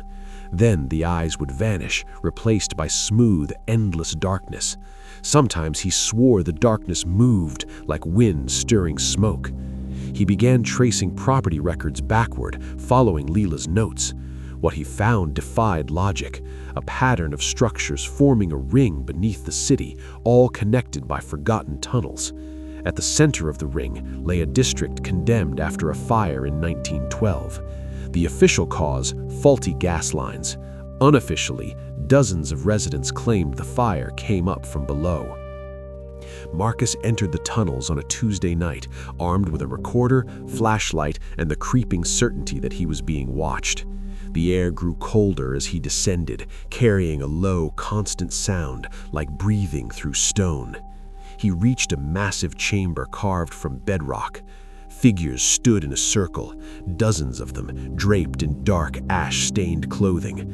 Their faces were calm, reverent, and every single one of them had hollow eyes. The wind surged without warning, spiraling through the chamber. Dust and something darker lifted into the air, fine droplets that smelled unmistakably of blood. A voice spoke from everywhere at once. "You see us now." Marcus stumbled back. "What are you?" One of the figures stepped forward. The thing wearing its skin tilted its head. "We are the keepers of the threshold. The city survives because we let it." They told him the truth. Long before steel and concrete, something vast and patient slept beneath the land. When the city grew too close, it stirred. Buildings cracked. People disappeared. Storms came without warning. The first syndicate was formed not to worship the thing below, but to bargain with it. Eyes were the price. To see, one must be seen through. The hollowed-eyed volunteers allowed the presence below to look into the world without fully rising. In exchange, disasters were diverted, swallowed before they reached the surface. Fires burned out early, quakes never came, plagues faded before spreading. But memory is fragile. Each generation forgets why we exist. Marcus's recorder malfunctioned, emitting a shrill whine. "You found us because the pact weakens. We are running out of eyes." The wind howled, carrying blood mist across the stone floor. Symbols ignited beneath Marcus's feet, etched channels filling with flowing red, pulsing like veins. "No," Marcus said. "I'm telling this story." The syndicate laughed softly. "You already are." He woke up in his apartment. Morning light filtered through the blinds. His recorder lay on the table, intact. No missing time, no wounds. Relief washed over him until he caught his reflection in the mirror. His eyes were normal, too normal. But when he leaned closer, he saw it. A second darkness behind them, deep and waiting, not hollow yet, but thinning like paper stretched over a hole. At the newspaper office, his editor smiled approvingly. "Your article," she said. "It's perfect, compelling, terrifying." Marcus frowned. "You read it already?" She nodded. "Everyone has." He opened the file on her screen. The headline read, "The Hollow-Eyed Syndicate, Why the City Needs Them." His byline stared back at him. He didn't remember writing it. Outside, the wind rose, stronger than it had in years, and somewhere beneath the streets, something opened its eyes. The morning hour. No one rang the bells anymore. They still hung in the tower of St. Edryn's Church, green with age and split by hairline cracks, but the city council ruled them unsafe decades ago. Too heavy, too old, a danger. Yet every night at exactly 3:17 a.m., the bells rang anyway. One slow toll, then silence. People called it the morning hour. At first, it was just a rumor, shared in late-night bars, whispered by insomniacs and night shift workers. Then the deaths began, always within minutes of the bell. Elena Cross first heard it on the night her brother died. She was awake, staring at the ceiling of her apartment, listening to the city breathe. At 3:17, the sound rolled through the air, deep, metallic, impossibly close. Her phone rang seconds later. By sunrise, Mark was gone. Cause of death? Unexplained cardiac arrest. He was 28, healthy, afraid of churches.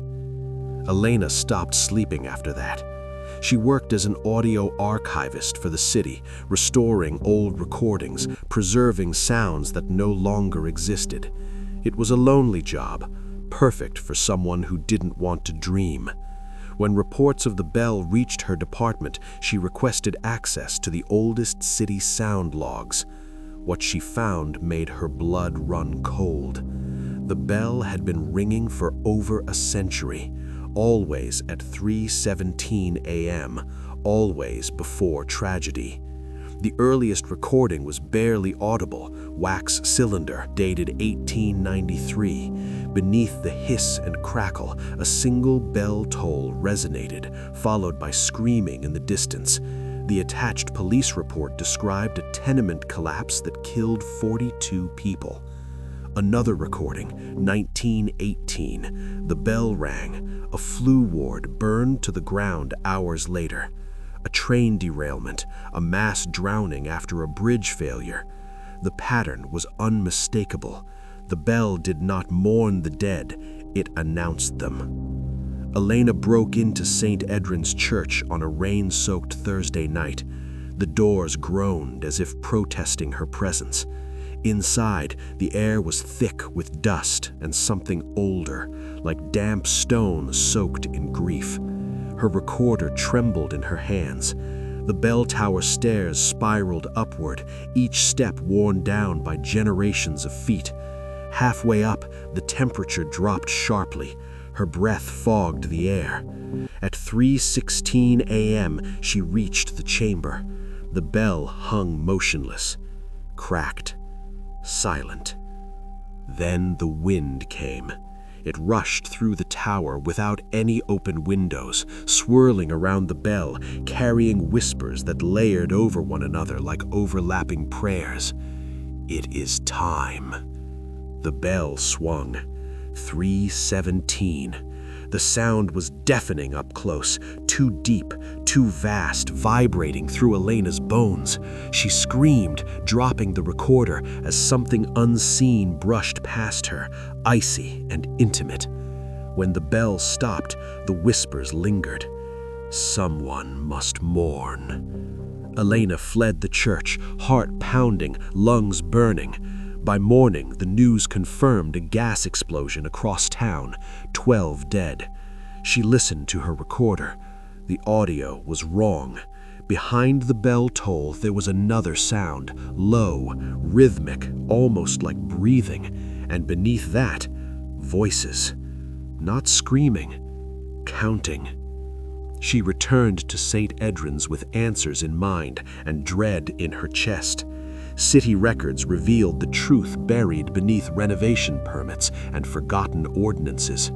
St. Edryn's had once been a watch church, built over a sinkhole that opened into something vast and hollow beneath the city.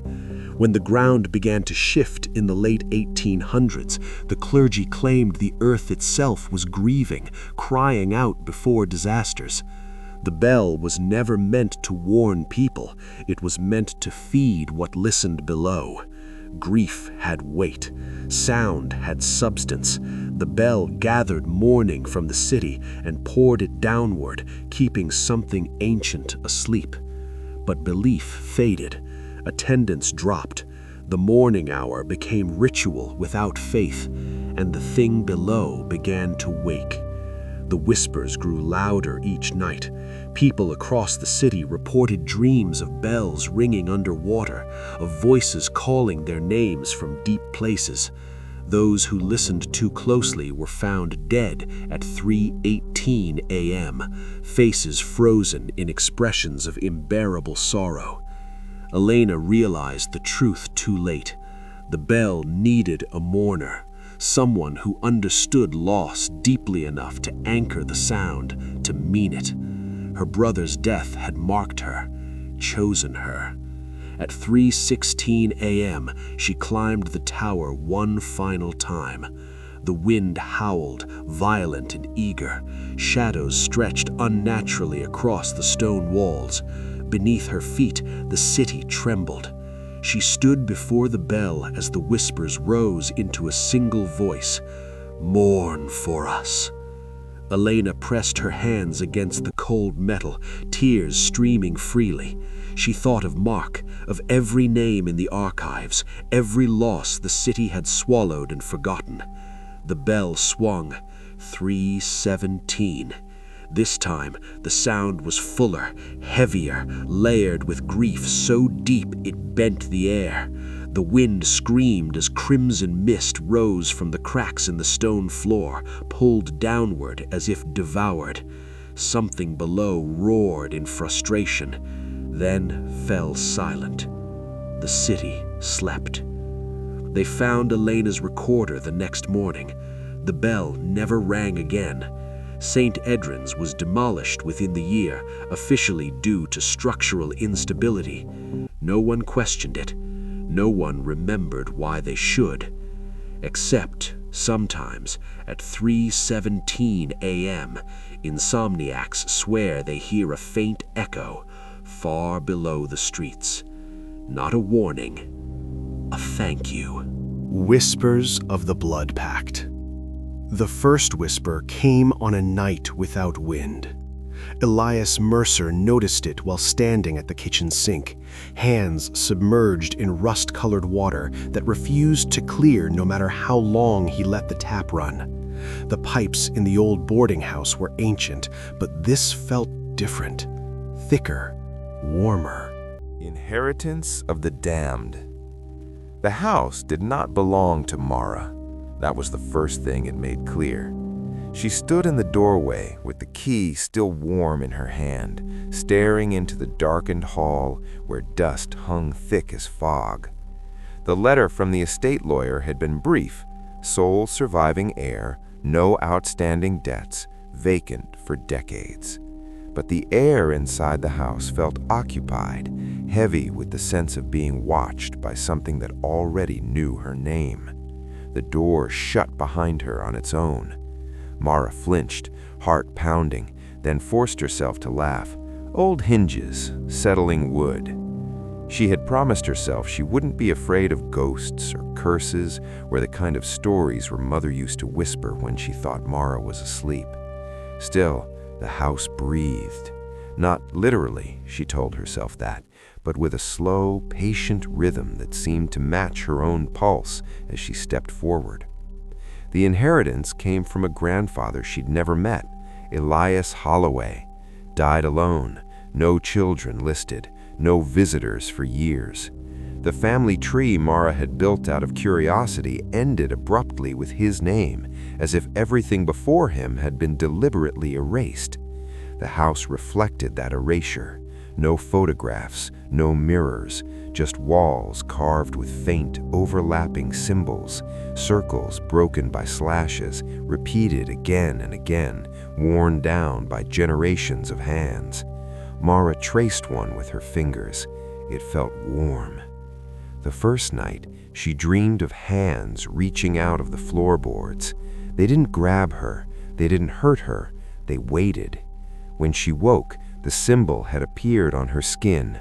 A thin, dark ring encircled her forearm just below the elbow. Perfect, unbroken, not a bruise, not ink, a brand. She scrubbed until her skin burned. The mark didn't change. "You inherited more than property," a voice whispered from the walls. Mara screamed, spinning toward the sound. Nothing answered. She found the journal on the third day, hidden beneath a loose plank in the study, wrapped in brittle leather that smelled faintly of iron. Elias's handwriting was tight and frantic, entries overlapping where the margins ran out. "It does not die, it passes.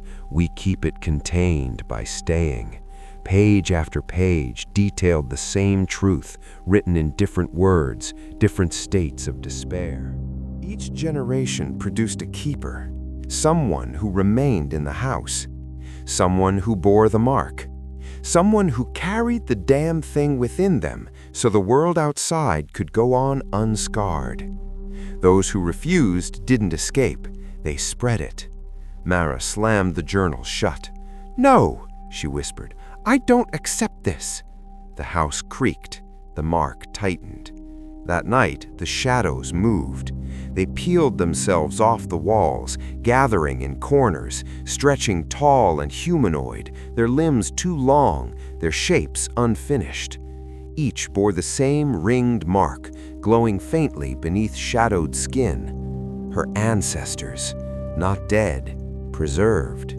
"You're late," they said together, voices layered and tired. "We were wondering if you'd come." Mara backed away until her shoulders hit the wall. "I didn't choose this." The shadows leaned closer. "Neither did we."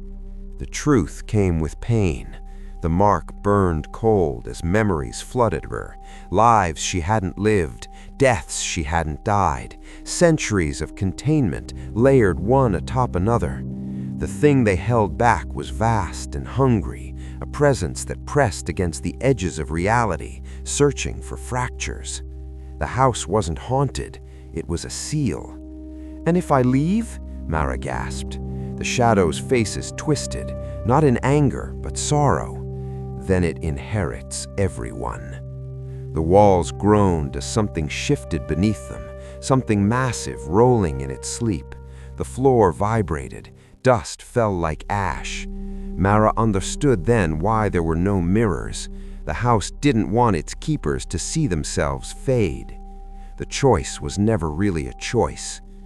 At dawn, Mara stood in the center of the living room as the mark spread upward, branching like veins across her chest. The shadows closed in, not threatening, not cruel, welcoming. "You'll forget eventually," one whispered. "That's the mercy." The house settled. The pressure beneath the world receded. Mara felt herself stretch, thin and wide, becoming part of the structure that held the darkness at bay. Her heartbeat slowed, syncing with the house's deep, patient rhythm. She was no longer alone. She was no longer free. Years later, a realtor unlocked the front door for a young couple. "Old place," he said lightly. "Been in the family a long time." The woman frowned. "Does it feel heavy to you?" The man shrugged.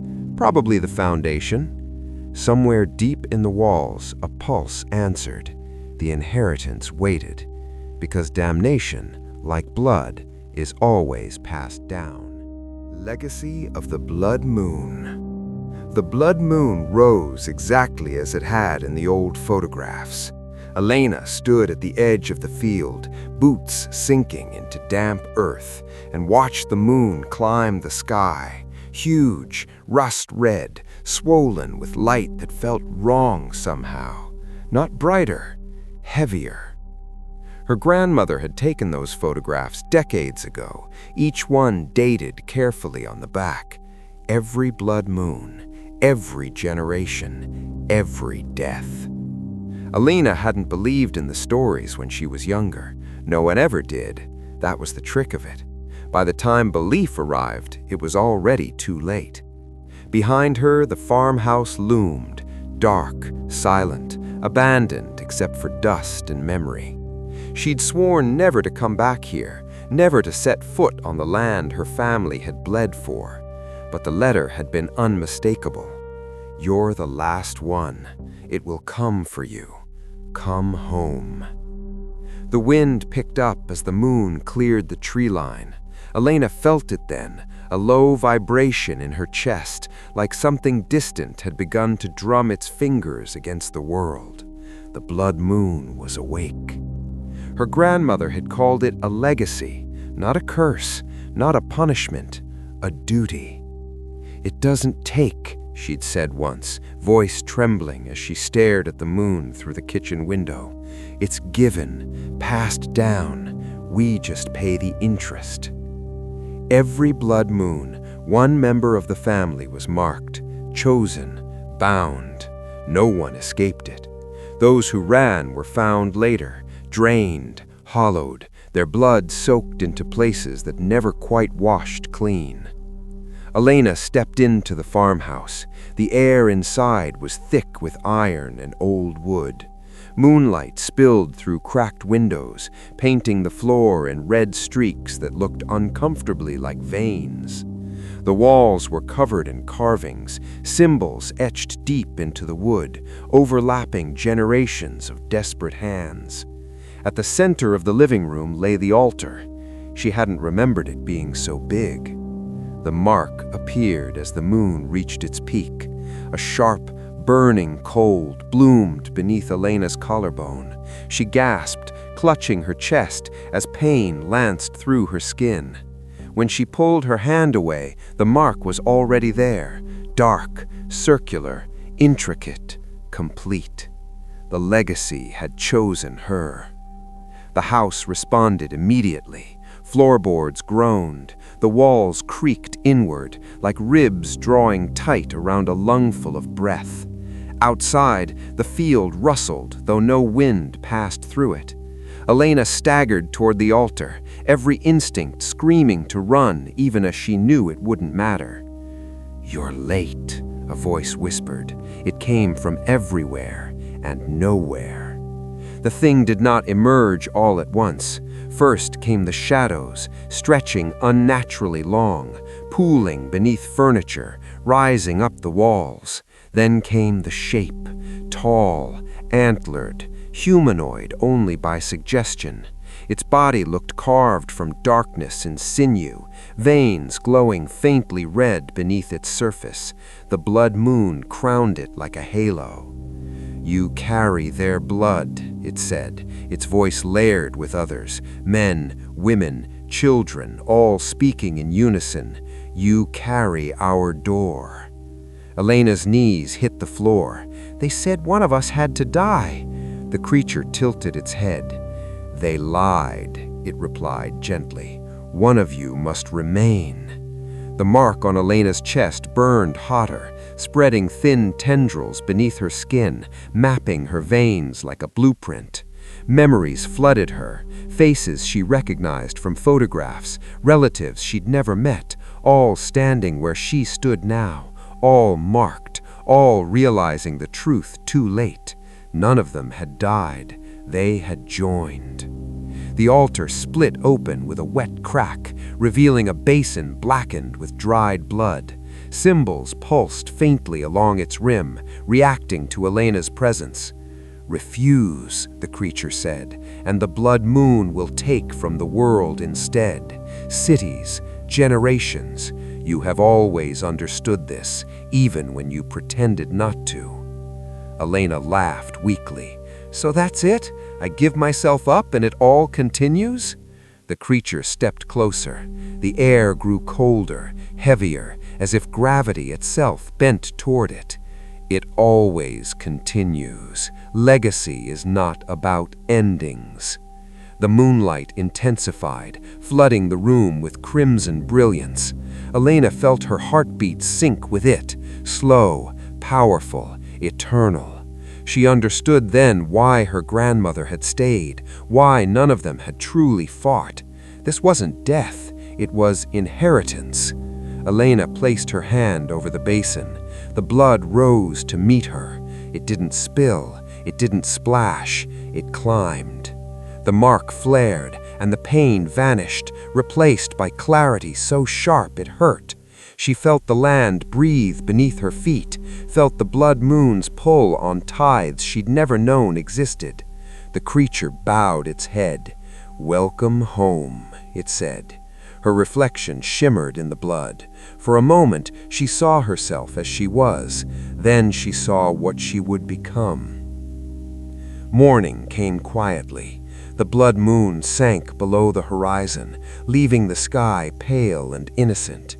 The farmhouse stood unchanged, its doors unlocked, its windows broken by age alone.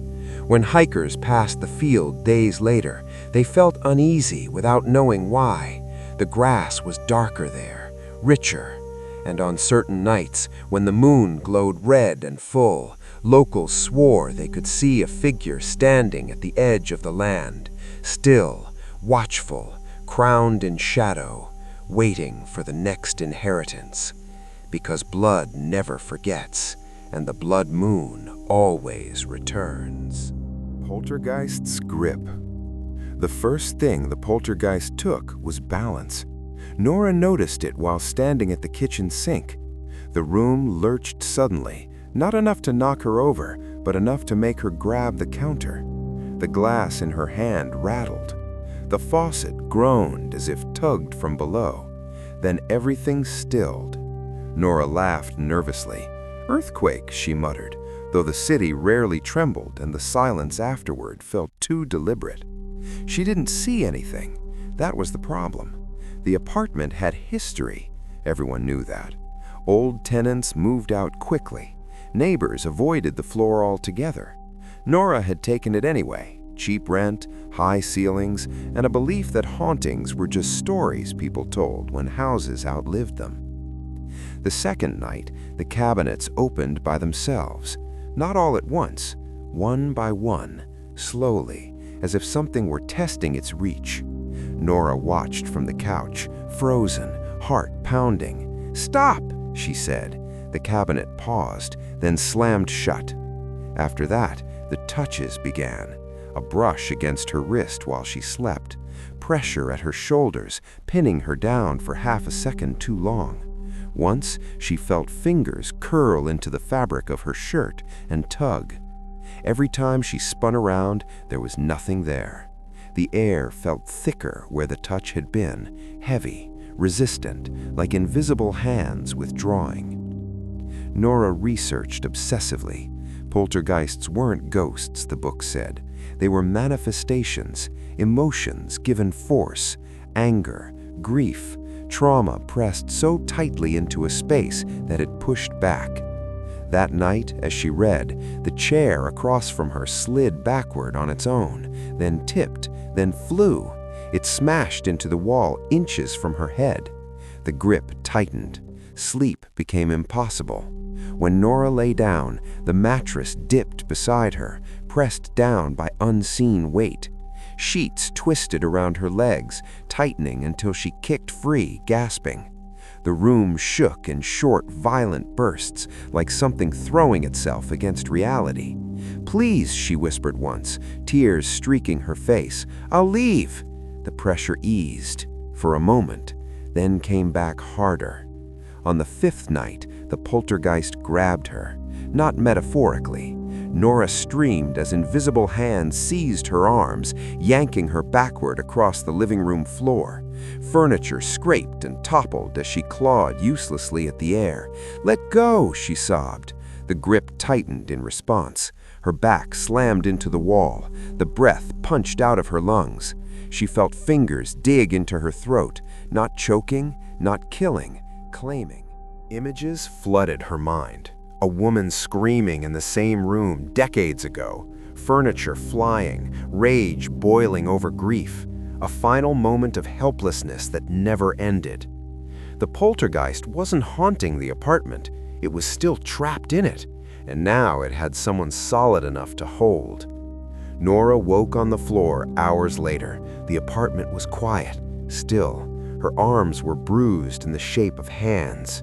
She packed immediately. As she reached the door, it slammed shut, the locks twisted. The walls shook violently as the poltergeist surged around her, slamming cabinets, hurling objects, gripping her from every direction.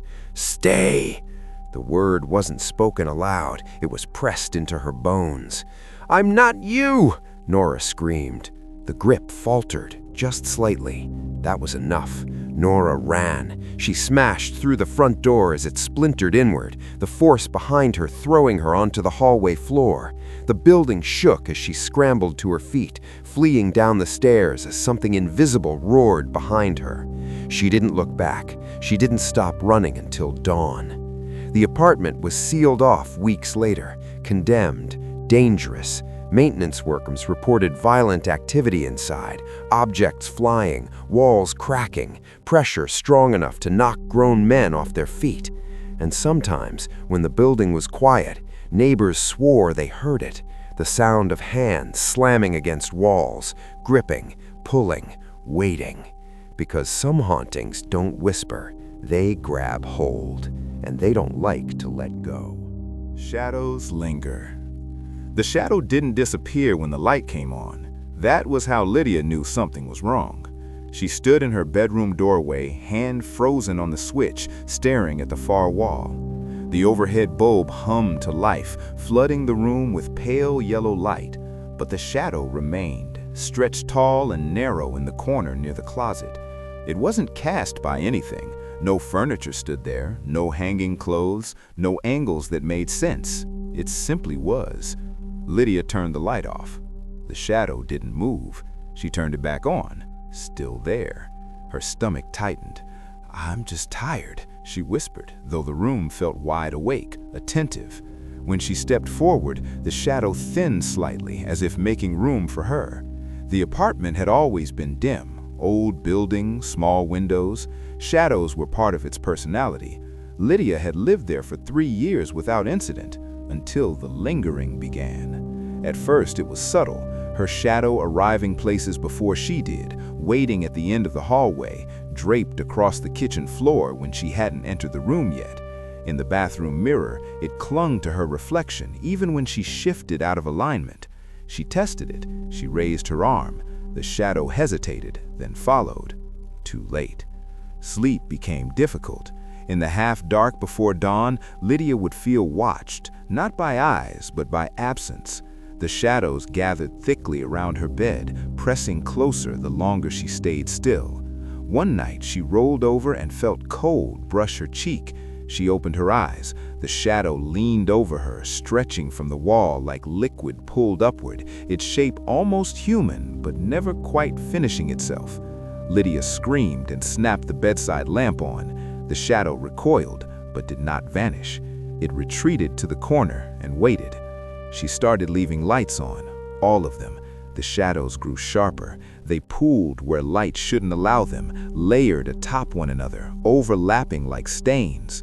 Corners deepened, doorways filled with darkness so thick it felt solid, like stepping into water. When Lydia left the apartment, she felt lighter. When she returned, the shadows greeted her. they had been holding her place. On the fifth night, Lydia heard it move, not footsteps, a slide. A slow rearranging of space, as if the darkness itself were shifting its weight. She sat rigid on the couch, every light blazing, watching the hallway stretch subtly longer than it should have. Her shadow detached from her feet. It rose.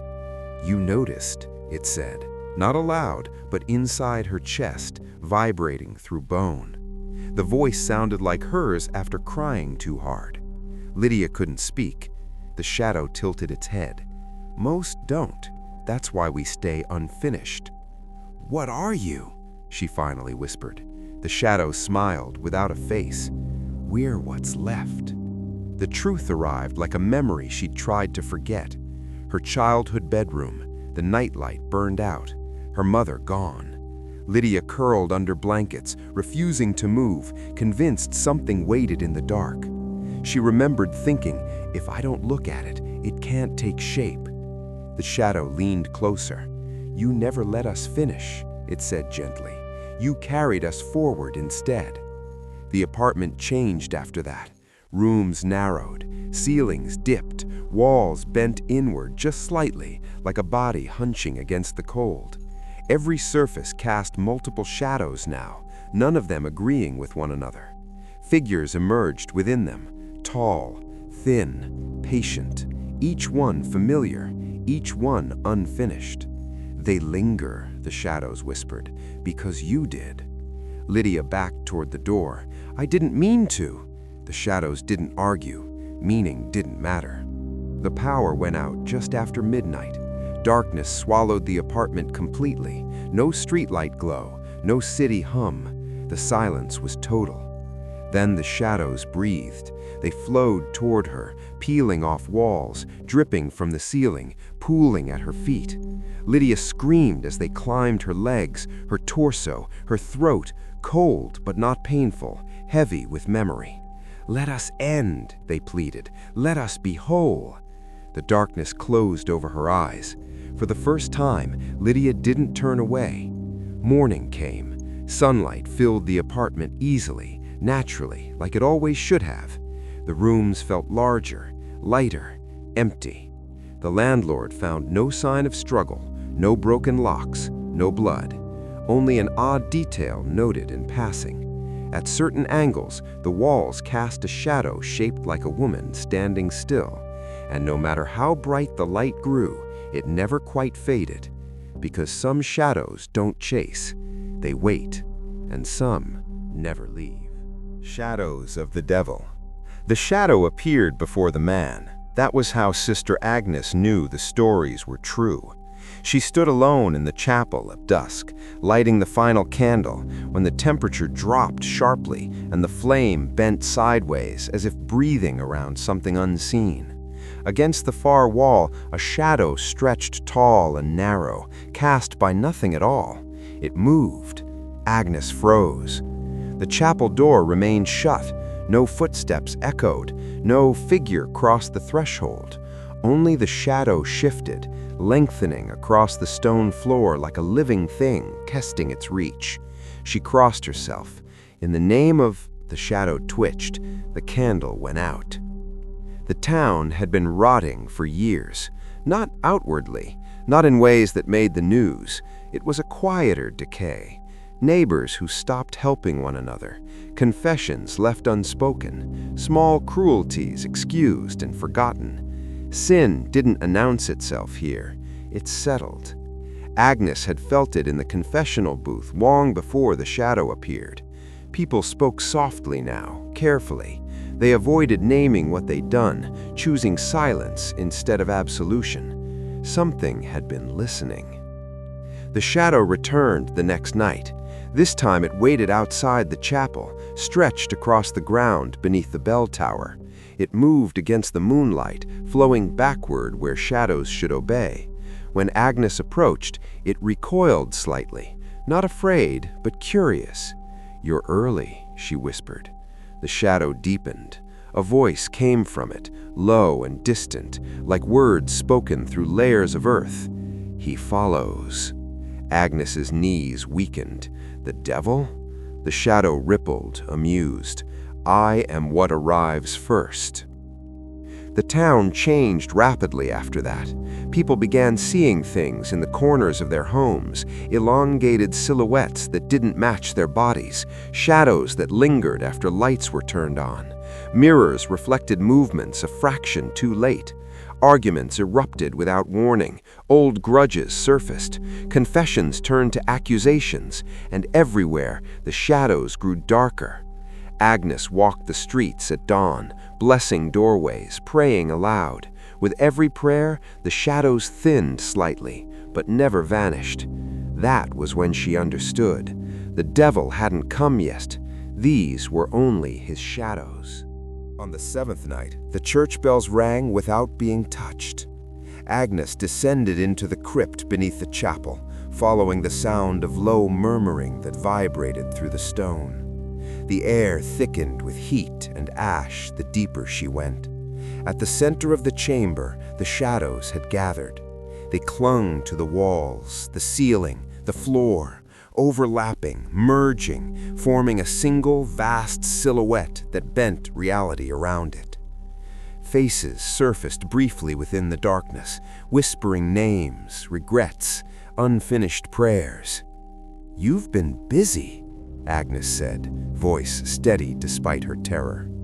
The shadow shifted forward. "They feed me freely." "Where is he?" she demanded. The shadow loomed closer, its edge brushing her feet, cold and heavy as grief. "Still falling," it replied, "still listening to what humanity gives him." Agnes felt the truth settle in her bones. The devil was not summoned by rituals. He was invited by neglect, by silence, by avoidance, by every sin left unacknowledged, every shadow left unexplored. The shadow curled inward, growing denser. "When he arrives," it whispered, "you will not recognize him. You will already be kneeling." The final night came without warning. The sky darkened unnaturally early, clouds pressing low over the town. Shadows pooled in streets and alleyways, stretching toward the church like rivers flowing downhill. Agnes stood at the altar, praying aloud, refusing silence. The shadows recoiled, writhing violently as a presence descended, not with fire or thunder, but with immense weight. The devil stepped into the world. He was not monstrous, he was familiar. Every compromise, every excuse, every sin people swore wasn't that bad. He cast no shadow. He didn't need to. They already surrounded him. Agnes collapsed as the shadows surged toward their master, merging seamlessly with him. The devil closed his eyes, breathing deeply as if relieved. "So much given," he murmured, "so little faced." The church walls cracked, the bells rang once, then stopped forever. By morning, the town was quiet. People woke changed. Some left immediately, unable to explain why. Others stayed and spent the rest of their lives making amends they could no longer avoid. The church stood empty, but at dusk, when the light slanted just right, the shadows still moved strangely along its walls, waiting. Because the devil does not haunt places, he inherits what people refuse to confront, and his shadows are always watching. The Last Breath in Charlestown. Charlestown was built on breath. That was what the old ferry guide used to say, half joking, half warning, as tourists crossed the river. He'd gesture toward the brick buildings and narrow streets and add, "Every wall here learned how people sound when they're running out of air." Most people laughed. Mara didn't. She'd come to Charlestown to catalog death records, an archivist's job, dull on paper, suffocating in practice. The city was old enough that tragedy layered itself neatly by decade. Ship fires, factory collapses, gas leaks, epidemics. Names blurred together after a while, but causes of death repeated with grim consistency. Asphyxiation, smoke inhalation, drowning. Charlestown killed people by taking their breath and keeping it. The locals avoided talking about it. When Mara asked about a particular tenement fire from 1911, 47 dead, no survivors, her landlord went quiet. "Some things," he said carefully, "don't finish happening." The breathing started on her second night. Mara woke just before dawn, lungs tight, the room heavy with cold air. At first she thought it was her own breath echoing strangely in the small bedroom. Then she realized it wasn't matching her rhythm. In the sound came from the walls. She held her breath. The breathing continued. Slow, labored, desperate. Mara sat up, heart pounding, and pressed her ear to the brick wall beside her bed. The sound sharpened, wet, rattling, like someone inhaling smoke they couldn't escape. She staggered back, gasping. The breathing stopped instantly. That morning, she found soot on her windowsill. Charlestown was full of narrow spaces, alleys that never saw sunlight, stairwells worn thin by centuries of feet. As Mara walked to the archives each day, she felt watched not by eyes, but by lungs. By the memory of inhalations cut short. People on the street coughed more than usual. Conversations paused for no reason, hands pressed to chests. A man on the corner leaned against a lamppost, breathing carefully, counting under his breath like it might run out if he didn't. Mara asked a barista about it.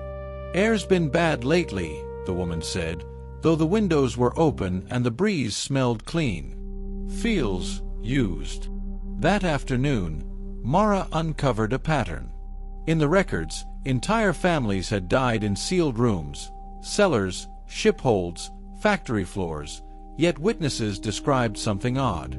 Survivors standing just outside claimed they heard breathing long after the victims should have been dead. As if the air itself hadn't realized yet. One handwritten note caught her eye, tucked between official forms. "The walls would not let us stop." The second incident happened in the Navy Yard. Mara was photographing a collapsed warehouse when the wind died completely. The air grew thick, pressing against her chest. She inhaled and felt resistance, like drawing breath through cloth. Around her, the dust on the floor stirred. It rose slowly, shaping itself into shallow depressions, then deeper ones. Faces formed, not fully, but enough. Open mouths, hollow eyes, cheeks sunken inward, all breathing. The sound filled the warehouse, hundreds of gasps layered together, overlapping in panic. Mara dropped her camera and ran, lungs burning as if the air itself were being rationed. Outside, she collapsed, coughing violently. When she looked back, the warehouse was silent. The dust lay flat again. Waiting. Mara stopped sleeping. Every time she closed her eyes, she felt breath against her skin that wasn't hers, warm, stale, pleading. Her dreams were filled with sealed rooms and invisible hands pressing against her mouth. She returned to the records, desperate now, chasing answers. Charlestown, she learned, had been built with bricks fired from local clay mixed with ash from old burn pits, lime from collapsed tunnels, debris from shipwrecks pulled out of the river. The city had literally been reconstructed from its own dead. Their last breaths had nowhere to go. They stayed. A journal from a 19th century physician described it plainly. Air remembers shape. When enough people die the same way, the city learns how to repeat it. Mara closed the book, hands shaking. Outside, sirens wailed. The final incident came during the blackout. Power failed across half the district just after midnight. No streetlights. No hum of electricity. Just darkness and the sound of the river. Mara stood in her apartment, candles lit, every window open. Still, the air felt thin. The breathing began again, this time everywhere at once. From the walls, the floor, the ceiling. In out the room darkened as shadows gathered, thickening into forms. Faces emerged from the brick, mouths stretched wide, chests heaving though no bodies supported them. "We never finished," they whispered together. "Neither will you." Mara felt her lungs loosening, breath slipping away not in panic, but in surrender. The room filled with pressure, as if Charlestown itself were inhaling. With the last clarity she had, Mara did the opposite of what the city wanted. She exhaled. Slowly, fully. Every bit of air she had, given freely, not stolen. The room stilled. The faces faltered, confused. She exhaled again, and again. The pressure eased, not gone, but disrupted, like a pattern broken mid-loop. By morning, the blackout ended. Charlestown breathed normally again. For now. Mara left the city a week later. She still feels it sometimes, tightness in her chest when she thinks of brick walls and narrow rooms. She knows the breath she gave didn't free anyone. It just bought time. Because Charlestown still remembers. And one day, when enough people forget how it feels to breathe deeply, the city will remind them. All at once. The night's ominous flight. The birds stopped singing first. That was how Jonah knew something was wrong. He stood on the edge of the airstrip just after sunset, clipboard tucked under his arm, listening to the wind roll across the open fields. The small regional airport was usually alive with sound at dusk. Crickets, distant traffic, the low hum of generators. Tonight, there was nothing. Even the wind seemed to hesitate. Jonah checked his watch. The last private plane was due in 15 minutes. A simple refuel, a signature, then home. He told himself the silence meant nothing. But the sky felt crowded. The first shadow passed overhead without sound. Jonah looked up instinctively, expecting clouds. What he saw instead made his stomach tighten. Something vast moved against the stars, wings stretched wide, gliding rather than flapping. It crossed the sky too slowly, its shape indistinct, as if the darkness itself had thickened into form. The lights along the runway flickered. Jonah stepped backward. "Hello?" he called, feeling foolish the moment the word left his mouth. The shadow circled, lower this time. Stories surfaced uninvited, half-remembered local legends told by old pilots and mechanics who drank too much coffee late at night. Tales of a thing that flew when death was near, not to cause it, to witness it. They called it the night's ominous flight, a sign, not a threat, something that arrived only when an ending had already been written. Jonah had laughed at those stories. Now his radio crackled to life. "Tower?" a voice said, distorted and strained. "Do you see it?" Jonah's throat went dry. "See what?" A pause, then quietly, the shadow. The sky darkened unnaturally. Stars vanished one by one as the shadow passed over them, swallowing light rather than blocking it. Jonah watched, frozen, as the thing descended toward the far end of the runway. Its wings were impossibly wide, membranes stretched thin like aged leather. The body beneath was elongated, skeletal, shaped wrong for any known bird. It didn't land, it hovered. The air grew heavy, pressing down on Jonah's chest until breathing felt like work.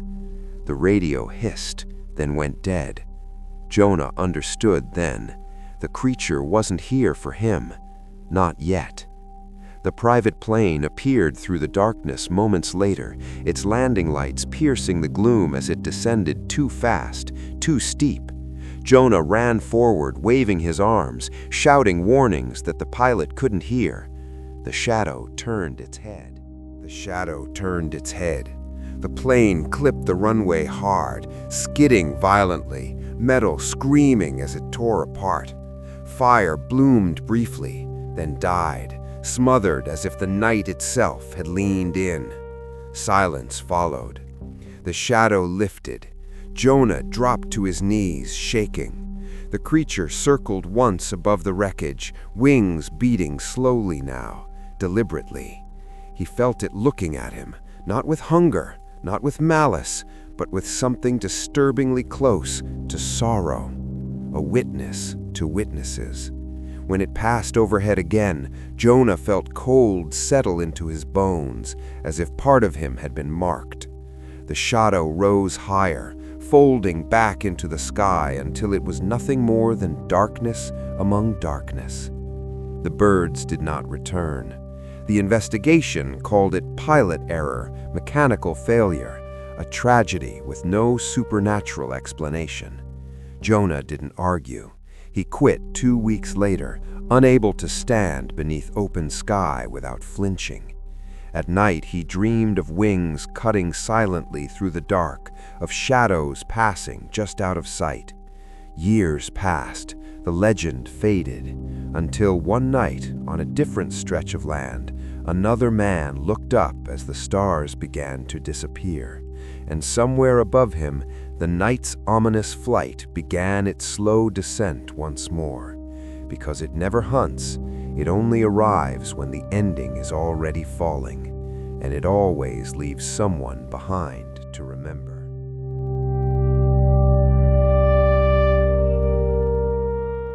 The price of silence. Silence used to feel like relief.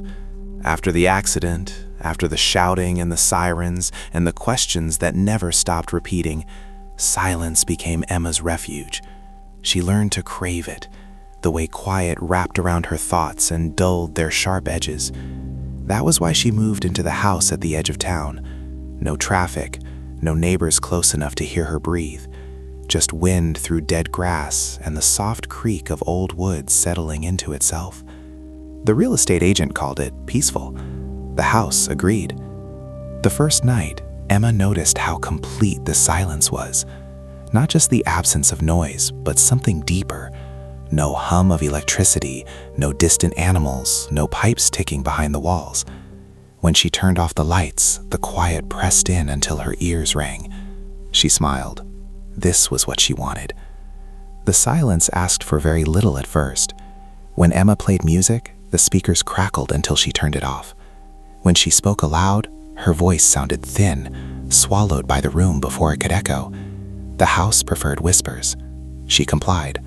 After all, silence had never hurt her before. On the third night, Emma woke to the sound of her own breathing. Too loud. She clapped a hand over her mouth, heart racing. The room seemed to tighten, the walls leaning inward just slightly, as if offended. "I'm sorry," she whispered. The silence eased. Emma laughed shakily. "I'm losing it." But she slept again and dreamed of standing in a vast, empty space where every sound she made fell into a deep black pit beneath her feet, never returning. When she woke, the silence felt closer. By the end of the week, Emma had stopped making noise altogether. She padded barefoot across the floors. She closed doors carefully. She learned how to breathe shallowly so the sound wouldn't travel. The house rewarded her with calm, with stillness so deep it felt sacred. Until the whispering began. It wasn't sound exactly, more like pressure, a vibration beneath her thoughts that pulsed whenever she almost broke the quiet. Good, it seemed to say. Emma never heard it with her ears. She felt it. The first rule revealed itself one night when she dropped a glass. It shattered loudly against the kitchen floor. The silence snapped. The air rushed inward violently, like a vacuum sealing itself. Emma screamed as pain exploded behind her eyes, her thoughts fragmenting under the weight of something pressing down on her mind. The house groaned. The noise vanished instantly. Emma collapsed to her knees, sobbing soundlessly, her mouth open but producing nothing. The silence settled again, satisfied. When she finally stood, the shards of glass were gone. So was her voice. Panic clawed through her chest. Emma tried to scream again. Nothing came out, not even breath. She slammed her fists against the wall, but the impact made no sound. Tears slid down her face without a sob to carry them. The whisper returned, quiet as a cost. Her voice returned slowly over the next day, but it felt thinner, weaker, like a memory of itself. Emma didn't test it. She had learned. The second rule came when she tried to leave. Emma packed a bag at dawn, moving carefully, avoiding noise. She opened the front door and stepped into absolute silence. Not outdoors silence, nothingness. The world beyond the threshold had been erased. No sky, no ground, just a vast, soundless void pressing inward from every direction. The whisper wrapped around her thoughts. You asked to be alone. Emma stumbled backward, slamming the door shut. The house welcomed her home. Days blurred together. Emma stopped speaking entirely, stopped crying. Even her thoughts grew quieter, flattened by the constant pressure of silence listening to her. She noticed changes in her reflection. Her mouth seemed slightly out of sync, as if unsure it still remembered how to open. Her eyes looked distant, unfocused, like someone listening for something far away. At night, she felt the silence move. It slid through the rooms like a presence, checking corners, ensuring compliance. When she accidentally knocked a chair once, the pain returned, sharp, punishing, immediate. Silence was not absence, it was authority. On the final night, the house asked for payment. Emma felt it as a gentle pull at first, a tug behind her thoughts, like fingers testing fabric. Memories began to dull. The accident, her mother's voice, the sound of laughter. She tried to hold on to them. The whisper grew firm. Noise brings pain, silence brings peace. Emma understood then. The house didn't want quiet. It wanted nothing left to disturb it. Her mouth opened in a silent plea. The silence answered by closing in.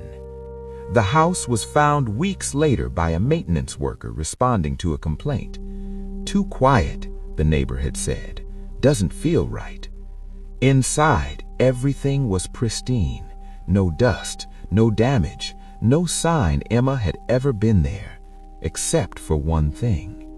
In the center of the living room stood the faint outline of a woman-shaped absence, like space itself had learned her shape and refused to forget it. And if you stood there long enough, if you held your breath, you could feel it listening, waiting for the next sound to punish. The price of silence. Silence used to feel like relief.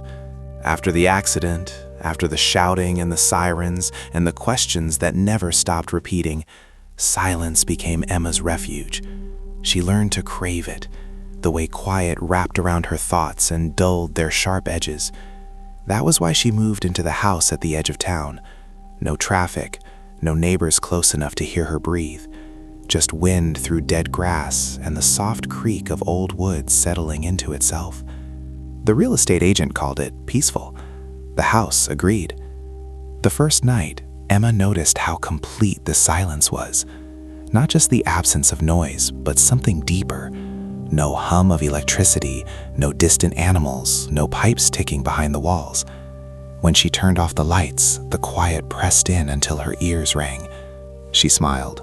This was what she wanted. The silence asked for very little at first. When Emma played music, the speakers crackled until she turned it off. Betrayal leaves a mark deeper than grief. Grief mourns what was lost. Betrayal remembers what was chosen. That was the lesson the house on Marrow Lane was built to teach. Lydia moved into the house because it felt empty enough to match her. The divorce had been clean, everyone said, civil, mature. Papers signed, boxes packed, friends choosing sides politely. But something inside Lydia had splintered when she learned the truth. Not just that her husband had loved someone else, but that he had planned it. Every promise he'd made her had been provisional. She wanted quiet. She wanted somewhere betrayal couldn't echo. Marrow Lane seemed perfect. The house was old but well kept, its white paint yellowed with age, its windows tall and watchful. The realtor avoided mentioning the previous owners. "People don't stay long," he said lightly. "Too many memories." Lydia smiled thinly. "I won't make any."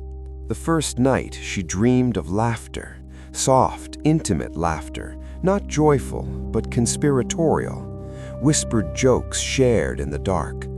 She woke with the sound still ringing in her ears, heart pounding, stomach tight. The bedroom was empty, but the air felt crowded. The second night, she heard footsteps, 2 sets. They moved together through the house, pausing in doorways, brushing against furniture Lydia hadn't touched. She lay frozen beneath the covers, listening as the footsteps stopped just outside her door. A woman laughed softly. A man whispered her name. Lydia screamed. The sounds vanished. In daylight, the house behaved. Sunlight warmed the floors. The walls were still. No footsteps, no whispers. Lydia convinced herself stress had finally caught up with her, until she noticed the mirror. Her reflection was intact, but behind her stood a second woman, faint and blurred, her expression twisted with heartbreak. The woman's mouth moved silently, accusing. Lydia spun around. Nothing. But the mirror cracked down the center with a sharp, sudden snap. The journal explained everything. Lydia found it tucked behind a loose board in the bedroom closet. The handwriting shifted between 2 styles, one delicate, looping, the other sharp and controlled. "He promised me forever.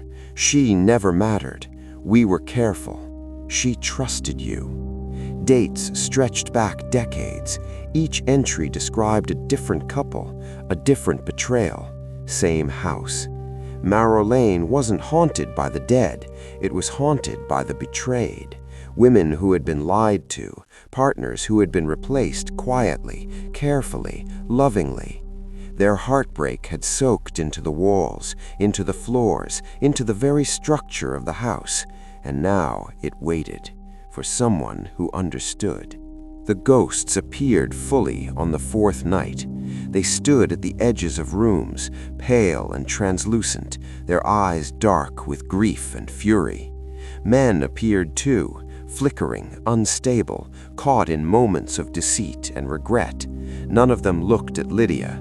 They looked through her, at someone else. "You know what it's like," a woman whispered from the hallway. Lydia's throat tightened. "I didn't choose this." "Neither did we," the woman replied. The house creaked, responding to the weight of shared pain. The ghosts replayed their stories around Lydia. She watched lovers lie in bed whispering false promises. She watched letters hidden, glances stolen, futures rewritten behind someone's back. Each betrayal fed the house. Each memory sharpened the ghosts. "You stayed," Lydia whispered. "Why didn't you leave?" The woman smiled sadly. "Because love teaches you to wait," she said, "even when waiting kills you." The final night came with rain. Lydia stood in the living room as the ghosts gathered, dozens of them now, their forms overlapping, voices layering into a low, constant murmur of regret. At the center stood him, not her ex-husband, but the shape of every betrayer. His face shifted constantly, familiar, charming, apologetic. "You forgive," he said gently. The house leaned inward, walls breathed, the ghosts watched. Lydia felt the pull then. If she stayed, if she gave in to the anger, the resentment, the desire to see him punished, she could join them, she could haunt, she could feed the house forever. Her pain would never fade, it would matter. She dropped the journal into the fireplace. Flames caught instantly, devouring pages filled with names and bitterness. The house screamed, wood cracking, glass shattering, ghosts recoiling in fury. "I won't become you," Lydia said through tears. "I won't let betrayal be my afterlife." The ghosts shrieked, then faded. By morning, the house was silent, truly silent. Lydia left Marrow Lane at dawn, never looking back. The house was still empty again, waiting. They say Marrow Lane still appears in listings sometimes, cheap, quiet, perfect for someone nursing a broken heart. And when that person moves in, the house listens carefully, because betrayal never dies. It just looks for someone new to remember it. Night out. By the time the city lights came on, Mara almost canceled. Her phone buzzed again on the kitchen counter. "You alive?" And she stared at the message while pulling on her boots. It had been months since she'd gone out at night, months since the things she didn't talk about. Staying in had become a ritual. Locked doors, dim lamps, silence, safety. But tonight was supposed to be different. Just drinks, just friends, just a night out. The bar sat 3 blocks from the subway, tucked between a shuttered bookstore and a nail salon with a flickering sign. Music thumped through the walls, bass vibrating in her ribs as she stepped inside. Warm air, bodies pressed close, laughter spilling over itself. For the first time in weeks, Mara felt almost normal. They drank, they laughed. Someone told a story that went nowhere. Time slipped the way it does when you don't watch it. When Mara checked her phone again, it was after midnight. "I'm heading out," she said, suddenly exhausted. "You good?" her friend asked. "Yeah, just tired." Outside, the street felt wrong, too quiet, the air heavy and damp. The subway entrance yawned open at the corner, but the platform sign flickered, "Delayed." Mara hesitated, then turned toward the longer route home. Walking would take 20 minutes. She told herself that was fine. Halfway down Main Street, she heard footsteps behind her. She didn't turn. Cities teach you that lesson early. Still, her shoulders tightened, every sense sharpening. The steps stayed at a distance, unhurried, matching her pace. "Don't panic," she told herself. "You're imagining it." She glanced into a darkened shop window and saw him, tall, indistinct. His reflection didn't move when she did. Mara stopped short. The footsteps stopped too. She turned. The street was empty. Her heart hammered. She laughed softly, shakily at herself. Reflection tricks. Alcohol. Old fear crawling back in. She kept walking, faster now. The footsteps returned, closer. This time, when she spun around, she saw him clearly, standing beneath a dead street lamp. His face was wrong, not distorted exactly, just unfinished, features smoothed like wet clay. His mouth stretched into a smile that didn't belong on a human face. "Hey," he said, voice echoing oddly, as if spoken from somewhere behind her ears. "Night out?" Mara ran. Her lungs burned as she cut down an alley, then another. The city twisted, streets narrowing, buildings leaning inward. She burst into her apartment building and slammed the door behind her, hands shaking as she fumbled the lock. Inside, safe. She leaned against the door, gasping, then froze. Footsteps echoed in the hallway, slow, unhurried, impossible. The lights flickered. At the end of the hall, the emergency exit door creaked open, and he stepped inside.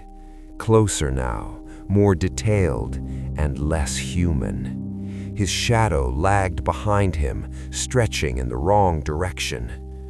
"You left early," he said. "That's rude." Mara backed away, keys slipping from her fingers. "What do you want?" He tilted his head. "You invited me." "No," she whispered. "I didn't." He smiled wider. "You went out." Her apartment door was right behind her. She lunged for it, slammed it shut, locked every bolt. Darkness pressed in, thick and absolute. She staggered to the bathroom and turned on the light. Her reflection stared back at her, except it didn't look afraid. It smiled. The bathroom door creaked open behind her. In the mirror, she saw him step closer, his hand resting on her shoulder, though she felt nothing. "Everyone thinks it's the night that's dangerous," he said softly, "but it's what follows you home." The lights went out. In the morning, the bar's group chat lit up with messages. Did Mara make it back okay? Her apartment was found unlocked, lights on, no signs of struggle. In the bathroom mirror, a woman smiled calmly, patiently, waiting for her next night out.